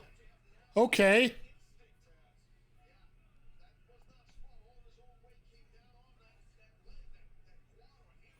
Here it comes, Heat Seeker.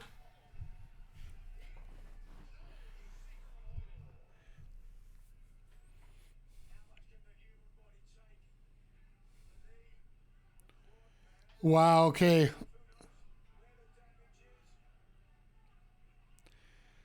Tony Khan, take a note. We need to get to the finish line a little bit sooner than this. Especially if you're going to go monthly. Jesus! That is the literal definition of out of nowhere.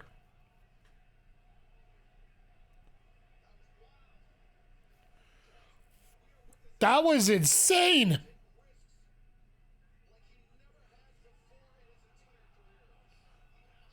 That's the whole definition of a dive.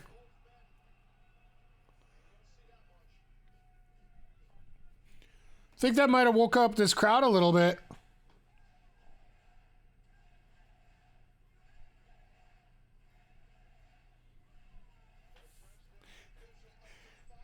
By the way, Zodiac, I want to do yourself a favor. Check out Britt Baker's X account right now, because she was saying the exact same thing about you.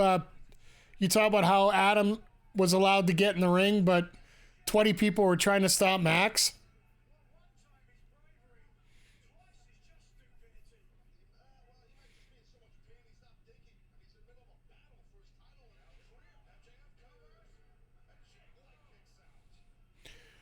I don't know if he was awake to kick out there for a second. Jesus.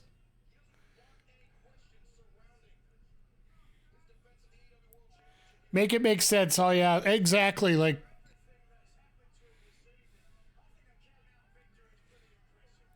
I think a lot of people are upset with a lot of the intricacies of the booking. I think it's also in the category that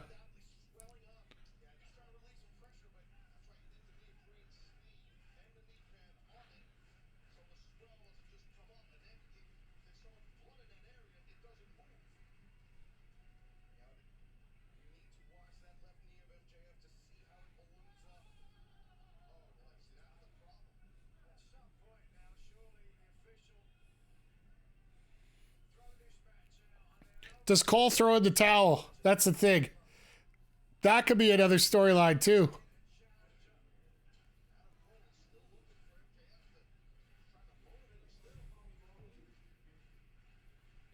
Like, you're doing everything they can, but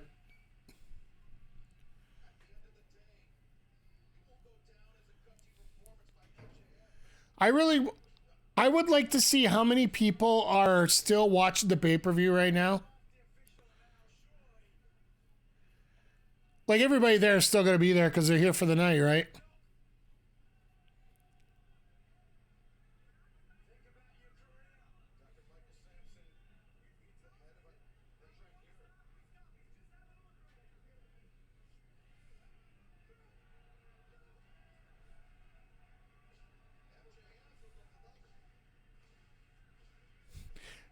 I love what the doctor's getting a middle finger.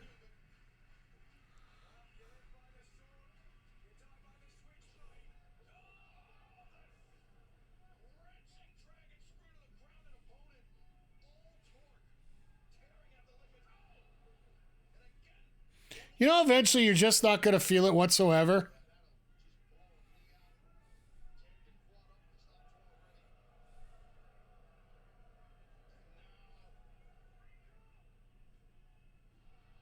Spitticle.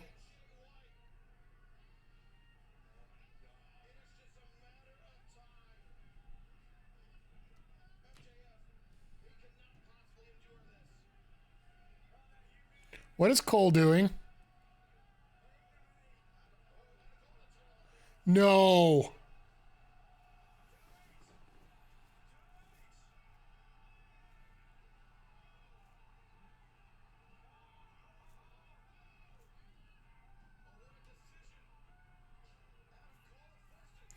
Get the damn camera on the guy getting pinned right now because of a figure four.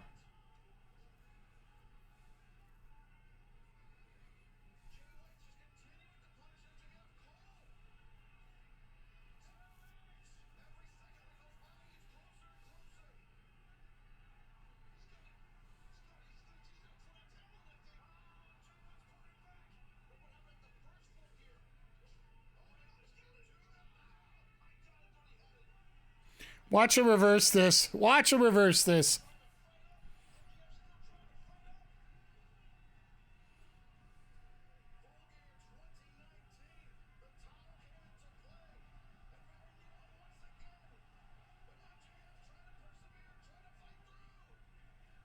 There it is.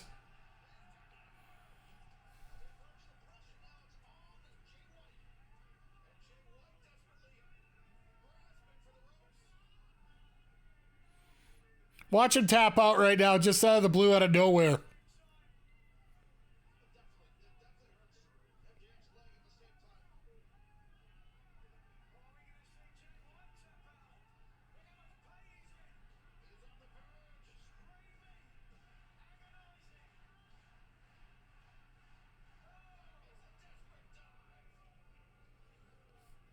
I would have just moved his head off the...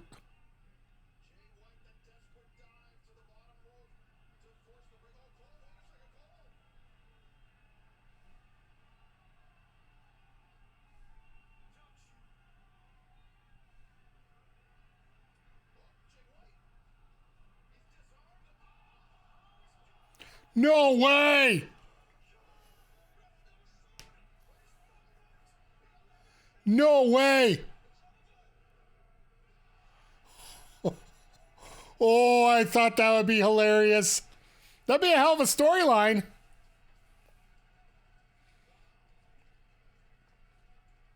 My God.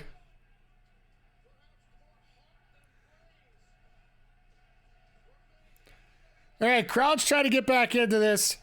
We got about 10 minutes left here before the time's up, or else they got to pay extra, right?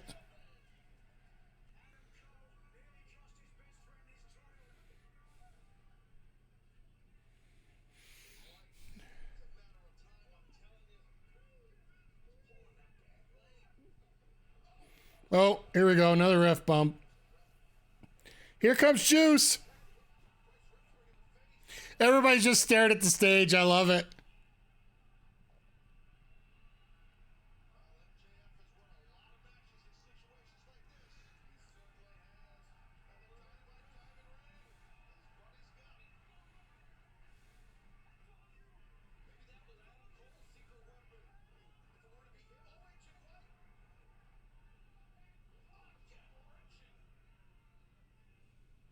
Oh no, here comes White.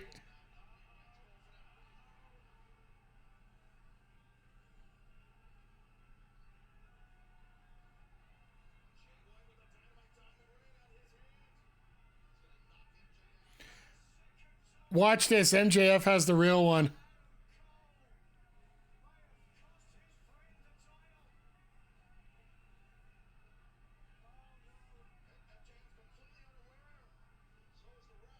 Huh?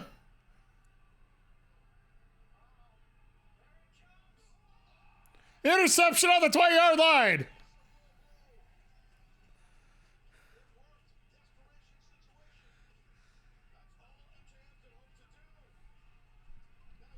It's like the story of the mighty Hercules here.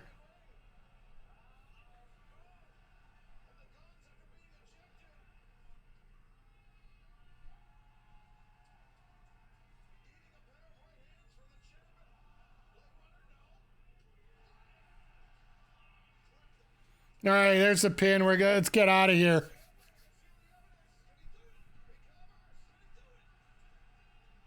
Ransburg, turn around, you. God, get this over with already.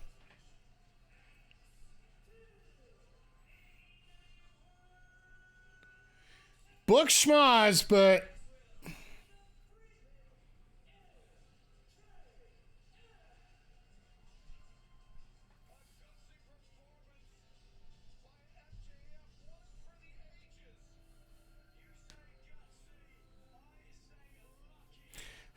so Britt just commented on X. So the reason Adam says he's not filling the dishwasher is he has a hard time standing up. They put in a great effort for a predictable conclusion and overbooked event. Yeah, like I'll give him that. Like this was definitely way overbooked compared to what it should have been.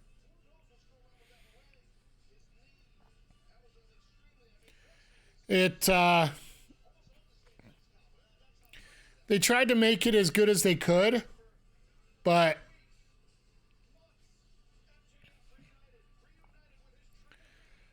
I'm sorry. I'm going to be honest with you. It's pretty bad when you get to the end of the show and you just want it to end rather than you want to see a good finish. I was at a point where I really didn't care what the finish was. What is it with everybody holding the titles upside down today? Hey! They fixed it. MJF is Roman, but he wrestles? Yeah.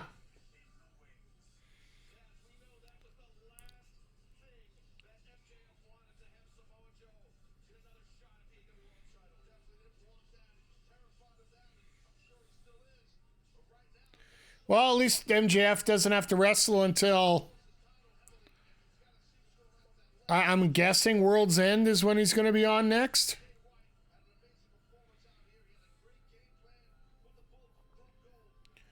But yeah, I have to say, like, I don't think there's going to be anything else coming up here tonight. Let me snooze this break for 5 minutes because, be honest, we ain't going to stick around a whole lot tonight. I think we got a good enough summary here what happened. Congratulations to the new champions, Tony Storm and Julia Hart. Hell of a matches all the way up. Like I said, I will count it all the way up to that Texas death match. And then halfway through that death match, just... The Jets and the Bucks didn't do a whole lot for me there. And then this one here, just... I hate to be in a scenario when it makes me want to feel like I want to just get through it already and get done with it.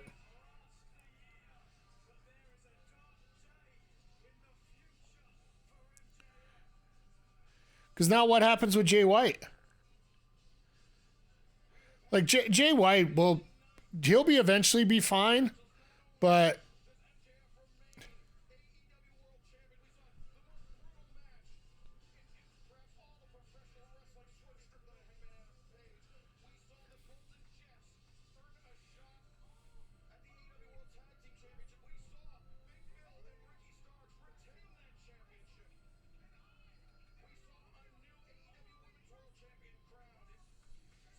All right.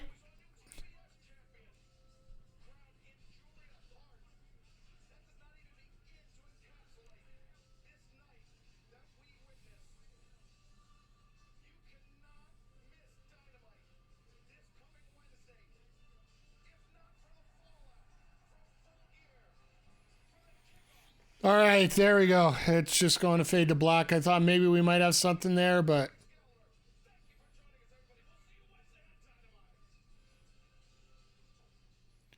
And there we go, fade to black. Yeah.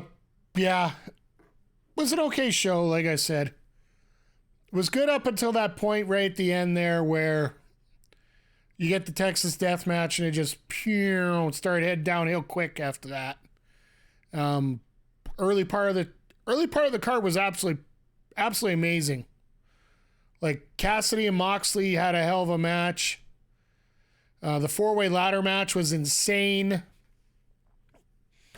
The trios match with the Patriarchy and Team Sting was great for what it needed to be as well.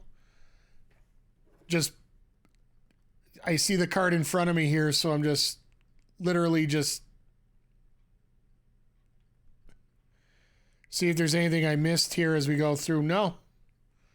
Like I said, it was great until we hit that wall. The Ospreay signing, absolutely what it needed to be. If Tony wanted to give a big announcement about something special, that was the way to do it. But yeah, other than that, yeah, I think is the best way to put it. That ending, the last half of the show made you want to leave. And that's not good. If that last half of the show is just making you you don't want to sit around and watch the show. You just want to take off, and it's frustrating because we got such a great product going on, and then they just decide to overbook the last half of it, and it just drives me nuts here. But